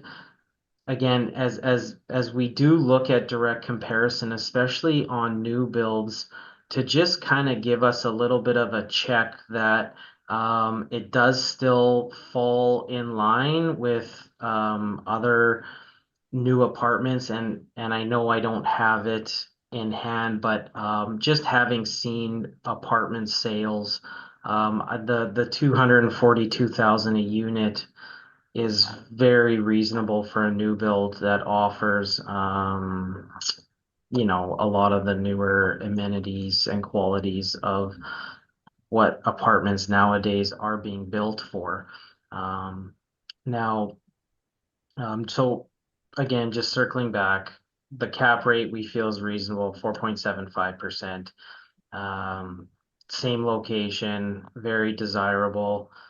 The absence of rent controls also for 20 years is a huge bonus too, where they can charge whatever they want. That has to come with some type of benefit towards the cap as well.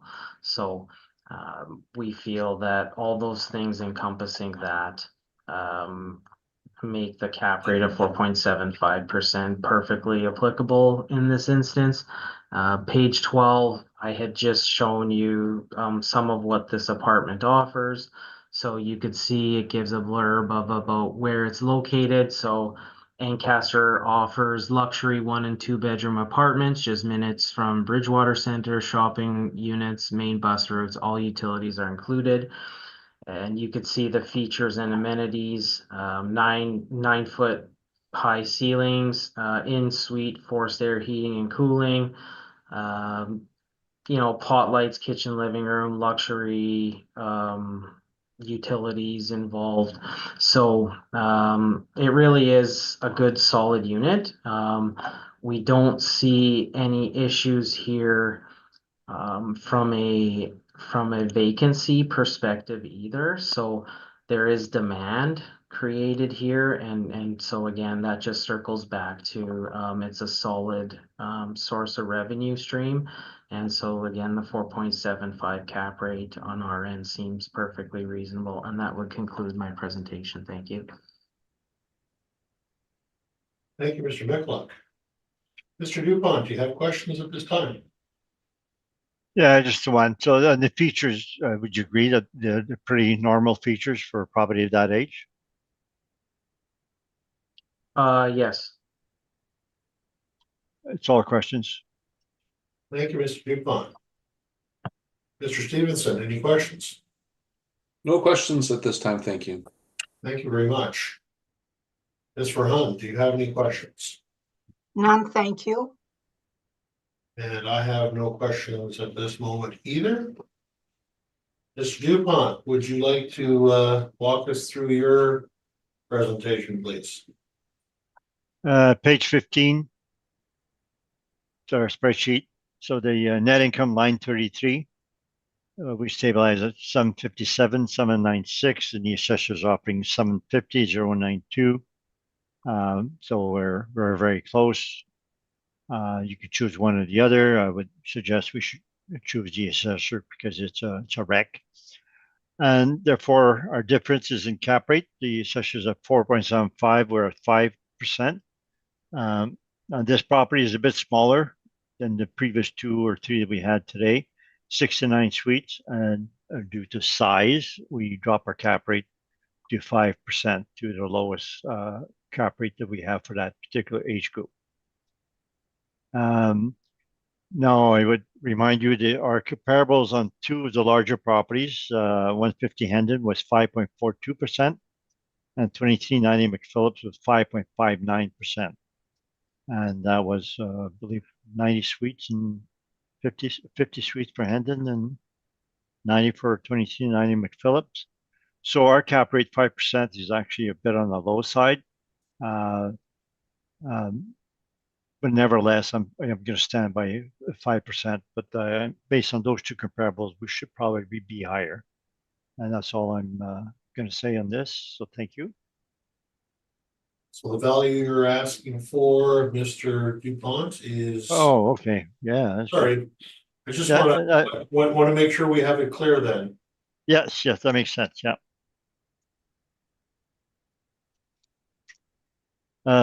15,000,002. Sorry, 15,000,000 Zero zero 002. two. Yeah, so the difference in cap rate is, So you've used the assessor's cap rate and your, no, the sorry, assessor's NOI and my the cap rate NOI 5%. and your cap rate, is that correct?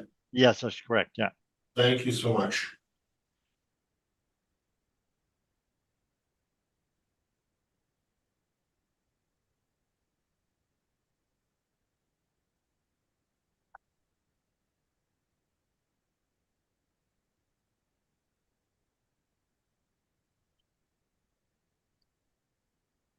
All right. Questions at this point, Mr. Michalak? I have no questions, thank you. Thank you very much. Mr. Stevenson, any questions? No questions, thank you. Ms. Varun, do you have any questions at this point? None, thank you.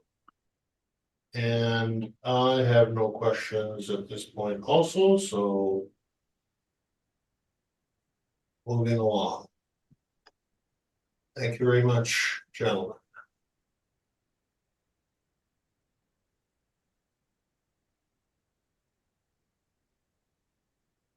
So on to item 5. This is 701 Sterling Lion. For this one, we have a non-cooperation Yes. request. Okay. How about you walk us through that and we will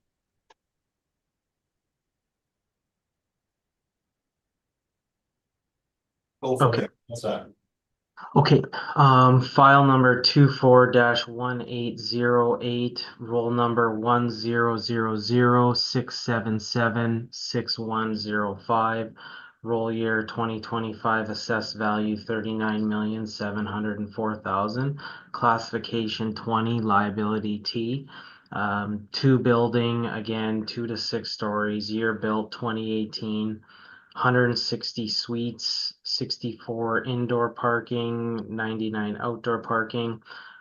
If we go to the recommendation, we're requesting non-cooperation based on the fact that the income and expense information submitted that you could see starting on page 9 is combined with another property, and that property doesn't have identical units. It's got significantly more units. So for us to do, like for me to do a proper calculation, I wouldn't be able to.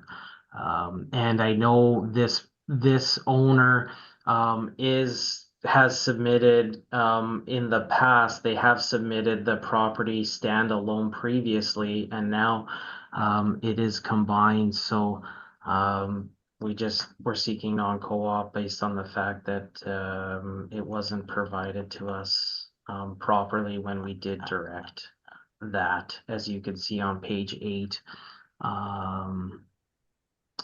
That we ask that information is applied, each roll number separate. So that would be why we're seeking non-co-op. All right. Well, they sent information, but it was 2 properties combined and you have no way of splitting that out is the issue, correct? Yeah, like the property that they submitted for is a property that's beside it, but it's got like double the units of what this does. So like it would be hard for me to sift through the income statement. Fair enough. Mr. Like you Duke, could see like just the rents on page 10 show 8,465,000 as gross rents. and we have 3,311,155. So it's obviously quite a stark difference. Problematic. Yes. Mr. Dupont. Do you have comments to make regarding the non-compliance of this issue? I have comments. I have a report, but I have a question for the assessor. Go ahead. Would you agree the assessment department adopted a policy from 2020 to 2023 not to ask for non-compliance penalty for combined statements? I mean, again, I'm not aware of those things, so do you have like anything to show that? Just and I'm not trying to play. I'm just not aware that that's actually the case.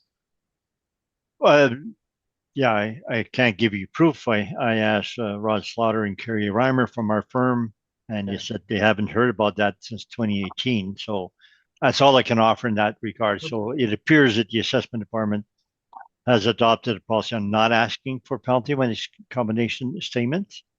Okay, my follow-up, Yep. I guess, is just how are we expected to do evaluation then on this property? You can allocate the same way as we do. Okay, I'm not coming here to the board having, different statements that have been allocated and they were not for the city. So I'd like to present my arguments to the board now, which I sent by email yesterday. Okay. I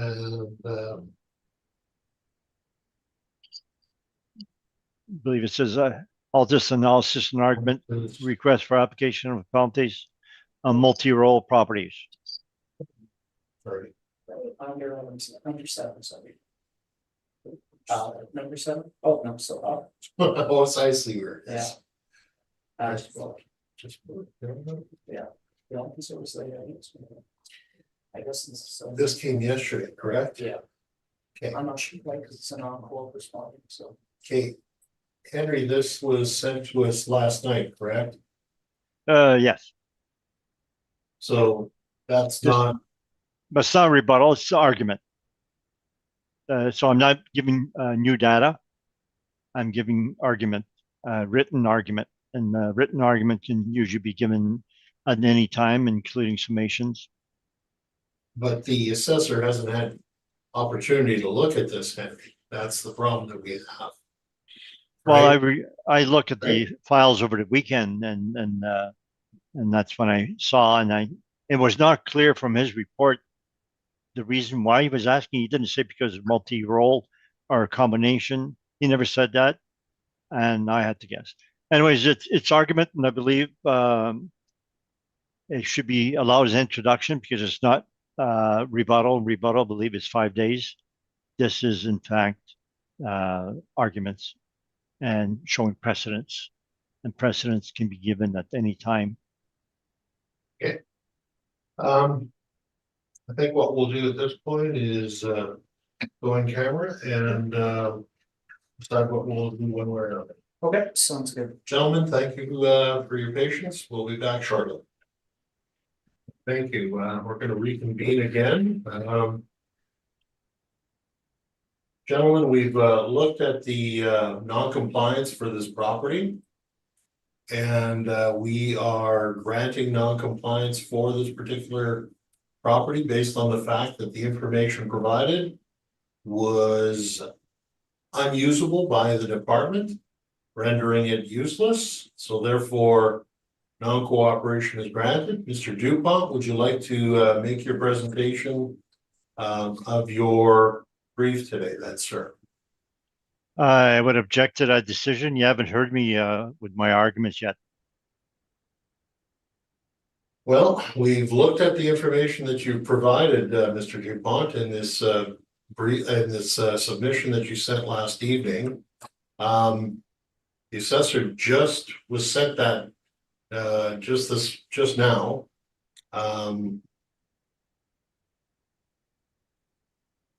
I don't. Then think it I don't. doesn't matter. I have a right to speak to it. You did not allow me to speak to it. Well.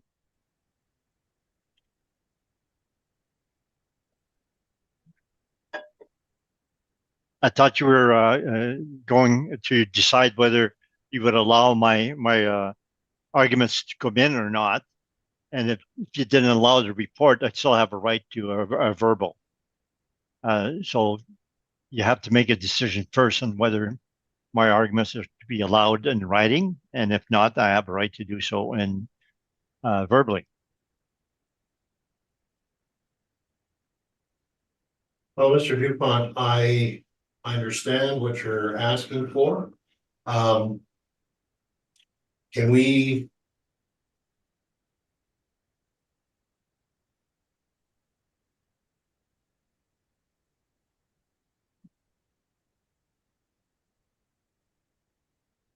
The act specifies that the No, I will- information needs to be given to the extent that it's in the possession and control of the person. And that's on page 16.2 of the act, which is in the assessor's brief, which is in my argument. And therefore, if the information does not exist, they have no right to ask for it. And other things don't matter. Whether the assessor can use it or not has no bearing, is that it's not a document that exists. And so I believe I should have a right to give you that information, that argument. It follows the act. So the reason that you gave is not applicable.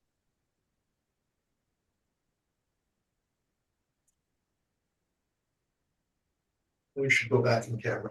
Okay, Sorry. yeah. Gentlemen, Sure. just give us. Okay, can I finish my argument then? I mean, Well- you will allow me either the document to go in I or wanna just make- verbal? Henry, I want to make sure that I'm not okay. overstepping. And that was that's why I'm doing what I'm doing. So please, some patience on your behalf would be great. We appreciate it at this point. Thank you very much. Please, Zach. Yeah. Thank you. Let's try this one more time. Gentlemen, Mr. Dupont, you would be correct in saying that you have an opportunity to bring us your argument with respect to the issue of non-compliance. And forgive me for not allowing you to do that immediately, but I'm going to ask you just one thing to summarize your submission that you have made and keep to the points that are salient to the issue. Please, thank you. Okay, so the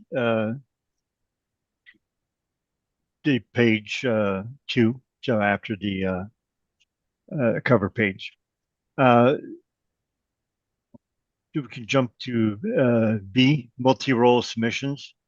16.2, which is also in the assessor's brief, and underlines that the person that receives a written request from the assessor shall provide within 21 days documentation, underlined to the extent that information or documentation to which a request relates is in possession or control of the person.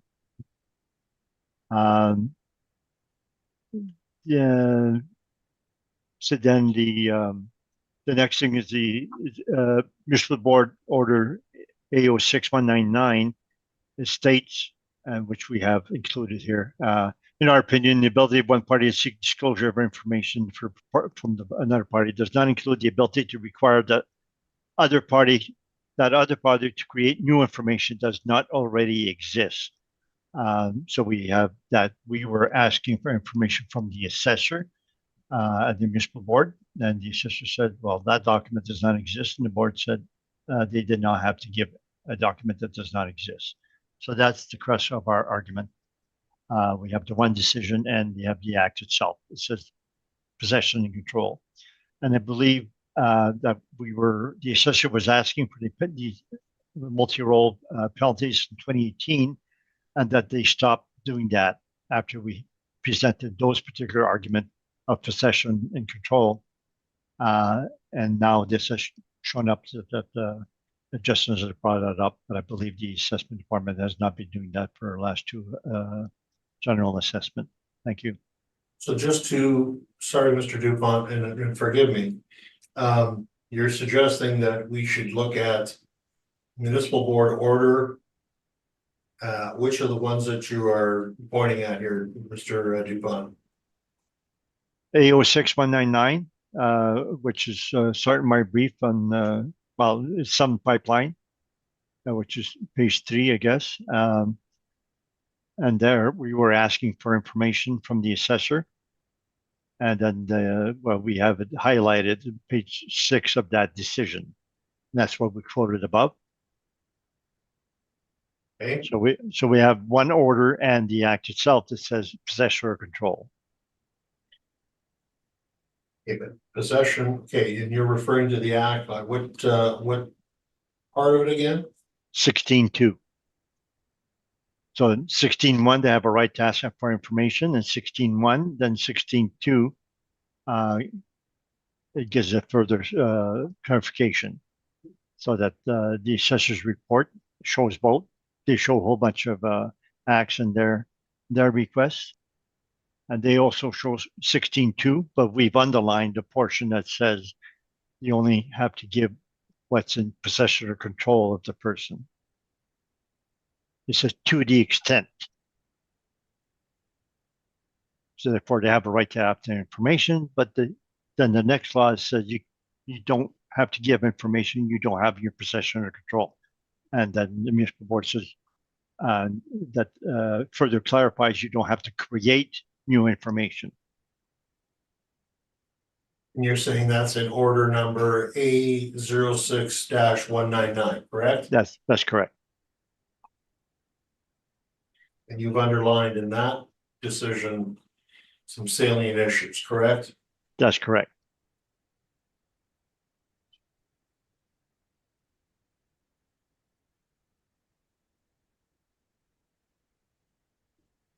Is it?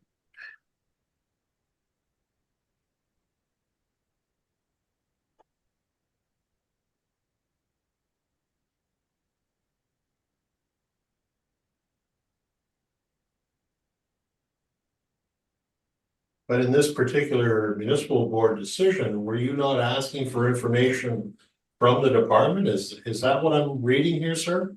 That's what I said.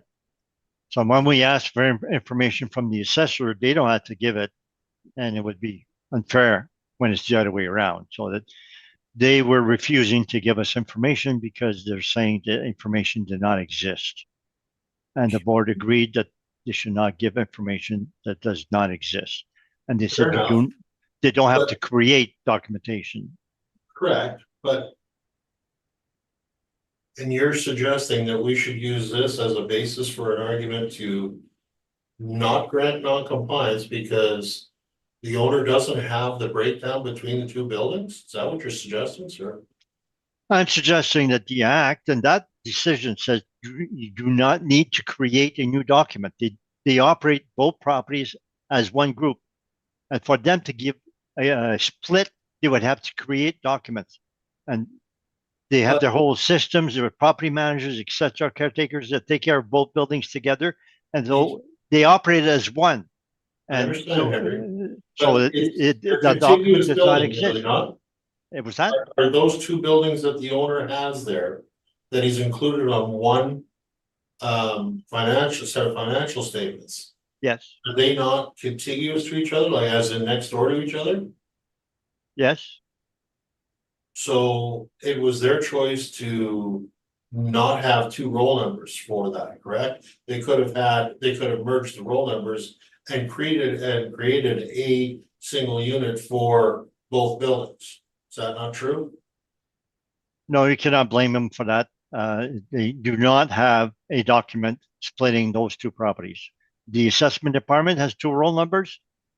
That's what they created. So that's the way it is. It That's has what the owner bought. He bought two properties, sir, correct? No, he built them. He owned them and he built them. But he had two separate parcels.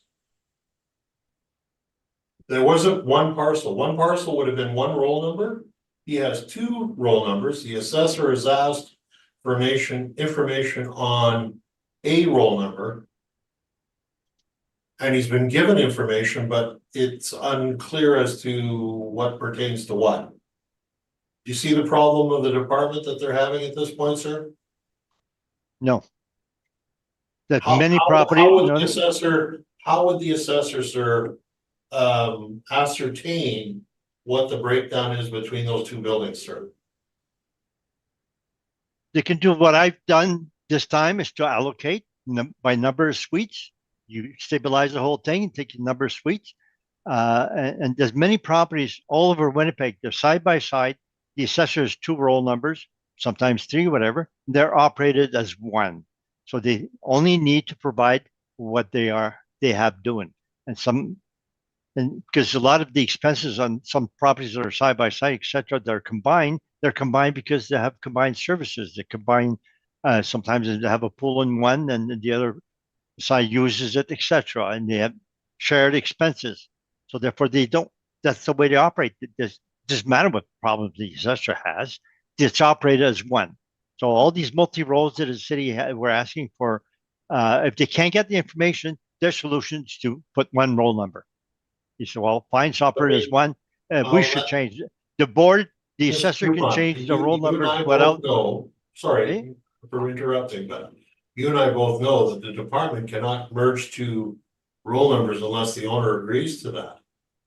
No, I don't believe so. That quite often we ask when many times that they be merged for certain reasons, but they can do it on their own. They don't need to. It's just not legal. So it doesn't matter whether they legally can or not, whether it could be asked by the owner or not. It's not a document that exists. Okay. It would be extremely unfair to penalize a client for a document that does not exist. And a lot of properties are operated, multi roles Okay. are operated together. We've And heard what you've had to say at this point, Mr. Dupont. yeah. Mr. Michalak, do you have a question questions for Mr. Dupont at this moment? Any follow-up? Yeah, like I guess my question is regarding something creating that doesn't exist, etc. Would you agree though that in the years past, 2020 and 2021, they did provide that information separately? I have no idea, but And I mean, I'm just reviewing evidence that's been submitted by you, and so that's my only thing is that they did in 2020 and 2021 have it separated, and yet 2022 was chosen to be combined into one. And so this argument of that it doesn't exist, I just find it hard to try to agree with it. if they changed the way they operated the property, it does not exist. So that they decided not to do separate statements for themselves, it does not exist. So let me check.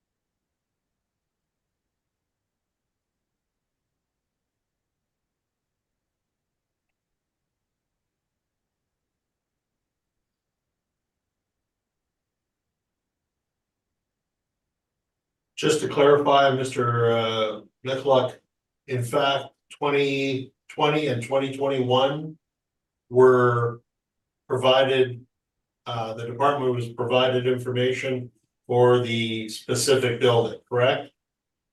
That's correct. Thank Is you. that in your brief? It is not.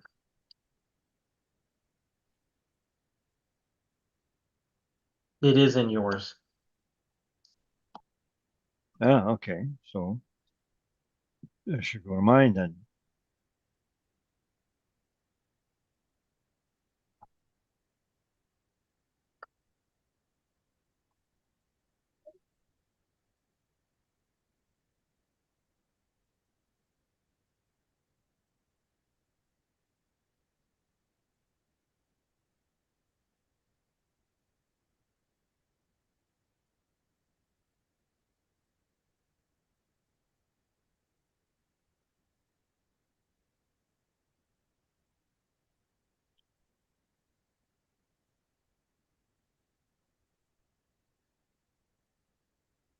I don't see it. What page? Your workup on page 15.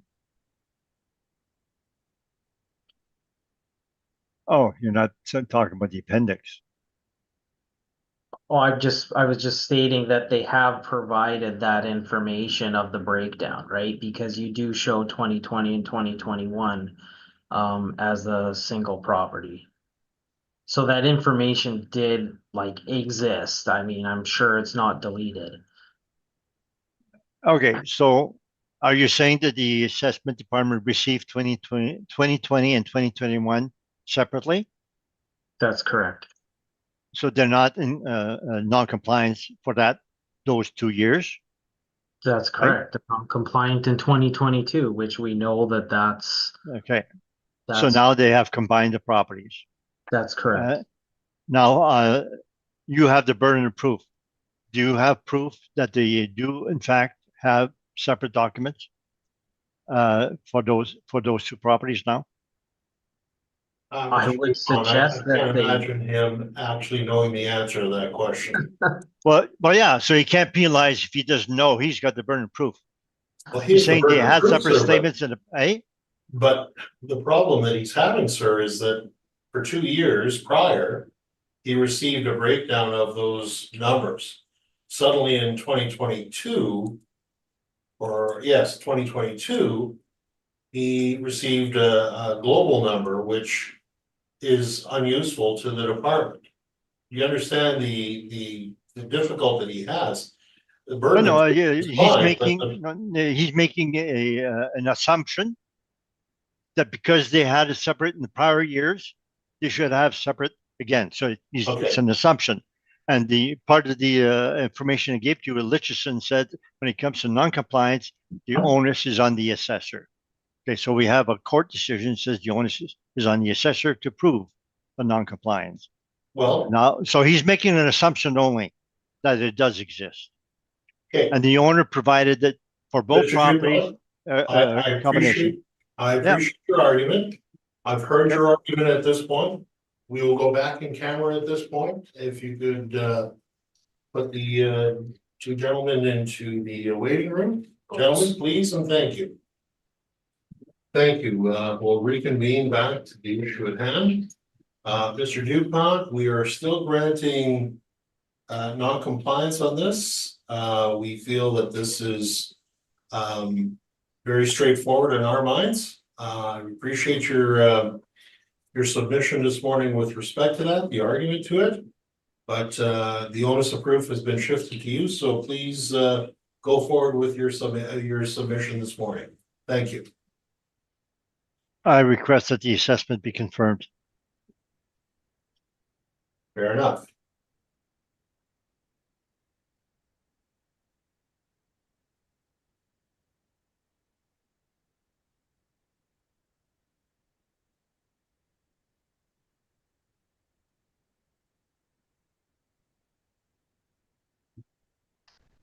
All right, so you're confirming at 39,704,000, correct? That's correct. Thank you very much. That concludes that moment. Thank you, gentlemen. That leaves us with final property, item number 6. Okay. This is 757 Sterling Ryan Parkway. Yeah, that's Mr. correct. Michalak, would you like to walk us through your submission this morning? Yep. Okay, so we have file number 24-2689, roll number 100067760957 757 Sterling Lion Parkway, roll year 2025, assessed value 38,457,000, classification 20, liability is T, taxable. We have one building with 7 stories, built in 2022, so fairly new. We have 119 suites, 147 indoor parking, and 58 outdoor parking. And if we go to page 2, it's located in that Seasons of Tuxedo area. So I would say that location wise, it's probably one of the better locations in the city, just with demand for rental opportunities there and how close you are to all the new amenities in that area. If we go to page 3, we have our income value summary. So you could see our unit mix breakdown here. We have 6 bachelor, 19 1-bed, 92 bed, 4 3-beds. So there's a variety here of units, and the average monthly rent we have is $2,597. So if you apply that to our income workup, you could see that we have a gross rents of $2,864,525. With when you apply vacancy, you get an effective gross income of $2,767,000, expense ratio 36.07%, and an NOI of $1,769,027 with a 4.6 capitalization rate to get our market value. And we have our market value per suite coming in at just over $323,000 per unit. Now, when you look at the comparables here on page 4, we had requested information from the owner in regards to a rent roll when this got added on to the property, and we didn't get a rent roll or anything from them. So, in using comparable data, we just I went to using 3 similar properties around Sterling Lion Parkway, and 767 would be the main one. It's a fairly significant quality build similar to this. This one is a top end build in terms of construction class. And when you compare it to Comp 2, which is 765 Sterling Lion, just when you look at the suite breakdown, how it does have more 2-bedroom units, it does have 3-bedroom units. It is a higher end building, and especially in terms of the amenities that are offered, as you'll see. At 2005 a unit, and that's at 1944. I think we're perfectly reasonable, and considering that this is a top end building in a great location, that I feel like this is fairly good, and considering we have no information on the rents, would also led me to defer that our income is acceptable.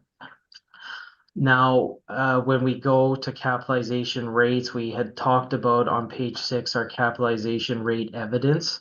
And I know we had been kind of around the 4.7 mark. We are 4.6 here, but I would say, again, given the location and given the quality of this building and the demand that this building is seeing, being with there being waiting lists involved to get in, and they are building another phase 2 on the property that is garnering a waiting list, that a capitalization rate of 4.6%, I think, would be quite fair. And when you see here on page 8, I just start kind of going into some of the features of the property. So you could see what they offer here. This really is fairly high end. So building features, rooftop terrace includes bocce court, golf putting green, barbecue bar, tree-lined sitting areas, games room, virtual golf simulator. They got plenty of parking involved. So it's saying you can get your choice of 1 or 2 spots. Library, car wash, gym and exercise area, coffee bar, spa, massage, sauna, woodworking shop, winemaking room, multi-purpose room, craft area. So you could see you're really getting the best of the best. And I just want to also note that this is 55 plus, so you do have to be 55 and over to live here. But like I said, we are getting, they are showing great demand for this property. And just, as you go down the list, you could see concrete and steel construction, all season social area with 360-degree views of city skyline and countryside. West facing common space with 180-degree views on all floors. 33% of the suites are corner units, which is huge advantage when you're looking for space. Rooftop terrace, I mean, these are things I had pulled off their website, so it just gives you an idea of what the rooftop area looks like. And their site plan, again, from their website, phase 1 is fully leased, and they are building for 2026 a similar type of property as well. Now, when we see here just pictures from their website, you could see what the suites look like. So you're getting, and again, we have these at 323,000 a unit. I think it's fairly reasonable projection at that amount when you look at the quality of construction that you are getting. And when we go to page 11 again, it's just some of the things that are available in terms of the feature pit amenities. Luxury 4-piece stainless steel kitchen appliances, quartz countertops, kitchen bathrooms, etc. So really no expense was spared in terms of what this building offers to the 55 plus. Again, it's fully leased, so there's great demand here. And again, having not received any income information, I have to defer and lean on the fact that our department rents are perfectly acceptable in this case, and if not, probably low. And cap rate again, 4.6. I feel is totally reasonable given the location and what this building offers and the demand that this of that it's a fairly high-end income stream that is seeing demand, and so that's what you want to see when you're running an income producing property. So outside of that, we feel that the value is perfectly fair on this one, and that would conclude my presentation. Thank you. Thank you, Mr. Michalek. Questions, Mr. Dupont? You mentioned the features, the car wash, library, workshop, craft, a golf putting, a games area. Would you agree that it requires more repair and maintenance to operate those extra features that it has? That would require higher repair and maintenance, although on a percentage basis, I would have to see actual rents to start making a determination of what's accurate from a ratio perspective. Your 3 rent comparables page 4, 765 sterling, you show the rents there. Do you have an expense ratio that you use for that one? This was just the rents using to compare our income. So you don't know. I don't know what 765's expenses are. Now, the expense ratio for subject page 3 is 36.07%. That's probably the lowest percentage ratio we saw here today. Would you agree with that? Yep, I would. So what kind of policy do you have to grant such a low percentage expense ratio for this property? We are basing it on what the models provided us, which when I look at the property that we're dealing with, and where the rents are at, I could see that's perfectly reasonable. So you don't know why, you're just saying that the model it did that, you just don't know the reason why this one's lower than the others. Well, I could say that it's okay, so we want to talk about expenses, then you would agree that this is the top end quality construction, correct? I would agree that it's probably above average, yes, including the features that it has, yeah. Okay. Construction, I'm not saying that- it's superior, but Okay, yeah, and so then and then I guess we could say then that those type of buildings though would also command slightly less in terms of overall repair and maintenance. Would you agree? No. Like overall repair and maintenance to the building. I'm not saying the suites. No, if you got larger suites, it costs you more to replace the carpeting. It costs you more for the appliances when you replace them because it's higher end appliances. It costs you more to paint because they're bigger. It costs you more for all the amenity areas. To me, those means higher expenses. Okay. And just so we're clear, also expanding on that, the fact that this is a 55 plus luxury type of apartment, you would agree that we could probably agree that there's less wear and tear going on in the suites. Would you say that's fair to say? Um, Given the clientele that's going to be living there? I haven't seen any statistics indicating 55 plus has a lower repair maintenance. Is that what you're saying? I would say that yes, absolutely. Uh, I don't agree. Okay, fair enough. That's fine.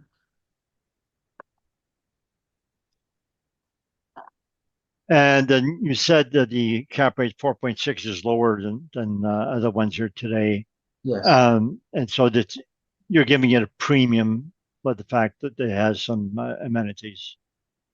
Did you ever see why you believe it's superior construction? Well, it's pure concrete construction and it's located in one of the best areas of the city in terms of rental. The demand is high and it's fully leased. So I think those things are quite fair in our minds when we look at where we come in with our regular new construction, like a property on 2390 McPhillips. We see that it's perfectly reasonable here in terms of our application that it's a point lower. So that's what I would say. But as far as renting to tenants, whether it's concrete or a wood frame, would you say it makes no difference to a tenant? I would think a tenant would pay more if they're getting a better quality building that's gonna have less noise filtered through. You're assuming concrete has less noise than wood? I think it's fair to make that assumption.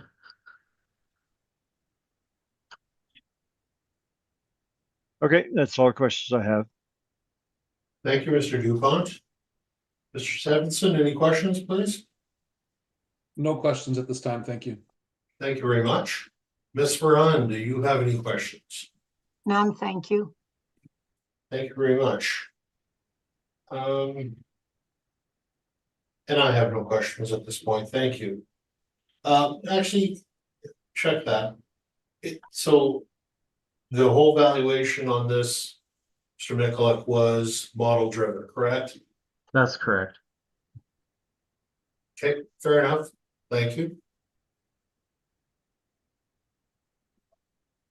And we can go on to your submission today, Mr. Dupont, please. Yeah, so the my income approach on page 15. So line 13, we agree with the assessor's rent, so we don't dispute the rents, and it's 2006. It's a bit on the high end. Expenses, we don't have expense history. But then we noticed that the assessor's expense ratio is quite low, 36.07. And we show just above that around line 24. 25 Ancaster was built 2019. Low amenity is the expense ratio is 43.5. I say low amenity because it has less amenities than a subject, and more amenities means higher repair maintenance. Should be a higher expense ratio. So we've used 43%. Now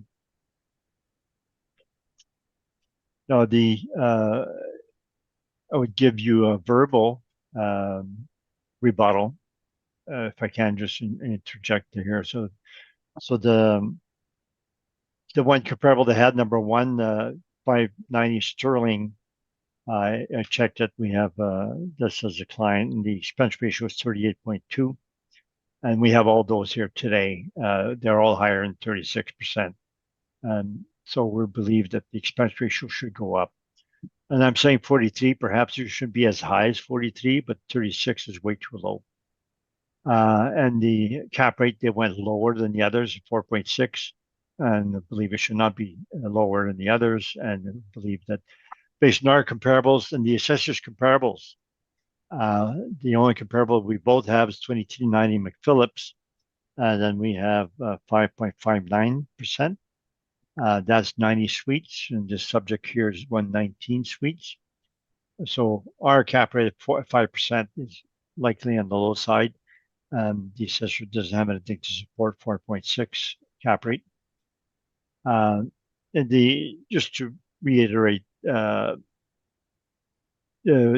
features we show on top, it's 55 plus for profit, and guest suites, a rooftop with games, with putting green, etc. The spa, there's many lounges, craft rooms, and libraries, and all that. And there's 2 baths in many of the 2 bedrooms. And so therefore, if you have 2 baths, you have more repair maintenance than if you have regular 2 bedrooms with only 1 bath. So these type of amenities demand higher repair maintenance. And we don't have a history now, but as this property ages, you could expect to have higher repair maintenance because of those amenities. And I have some of the ads, also page 18, etc., as to what it has for features. So it does have the features, and I agree with that. But that makes it for a higher expense ratio. Thank you. That's all my report. Thank you, Mr. Dupont. Questions, Mr. McClung?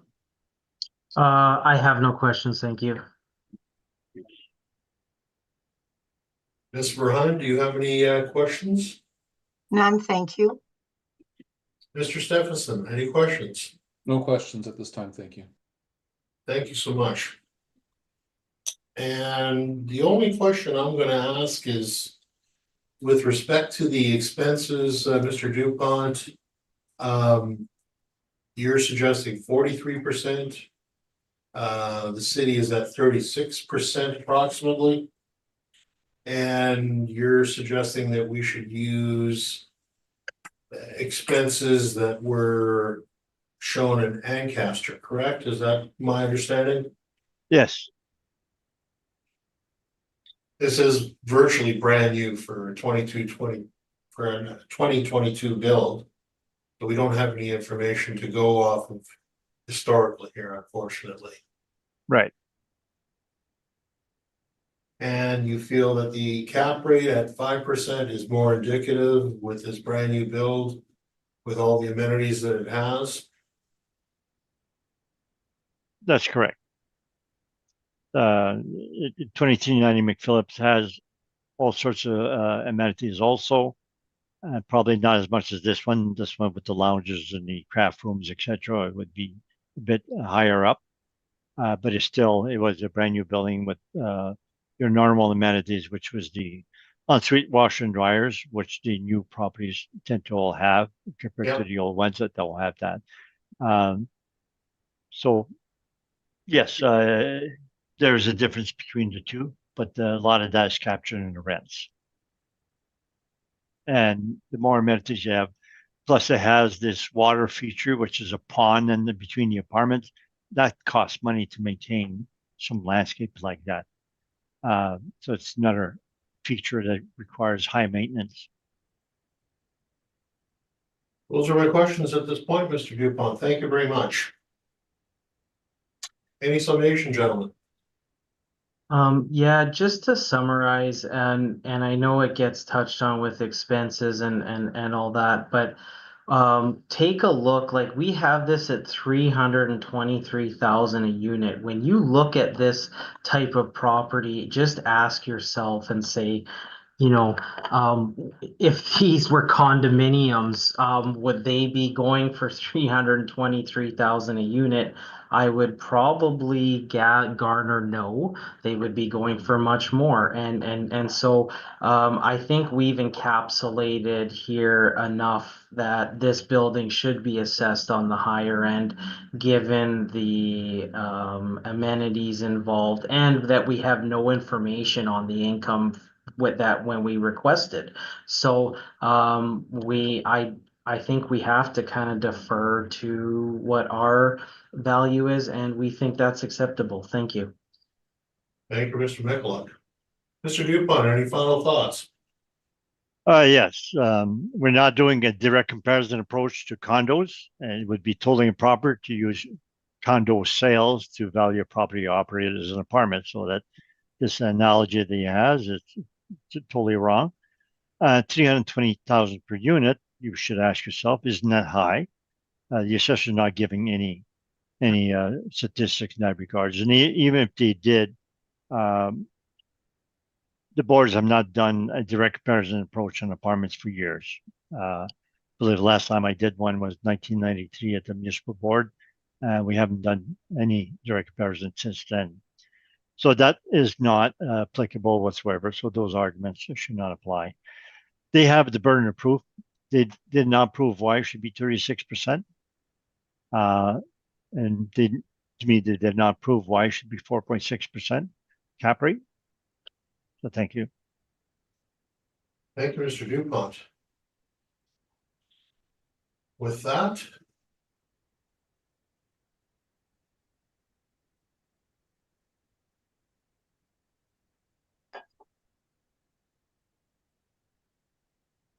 that concludes, we've heard all the items scheduled today. And this hearing is now adjourned. Thank you very much, gentlemen, for your submissions this morning. And your patience. And your patience. Yeah. Thanks for yours. Not a problem. Very much. Goodbye. Thank you. Bye-bye.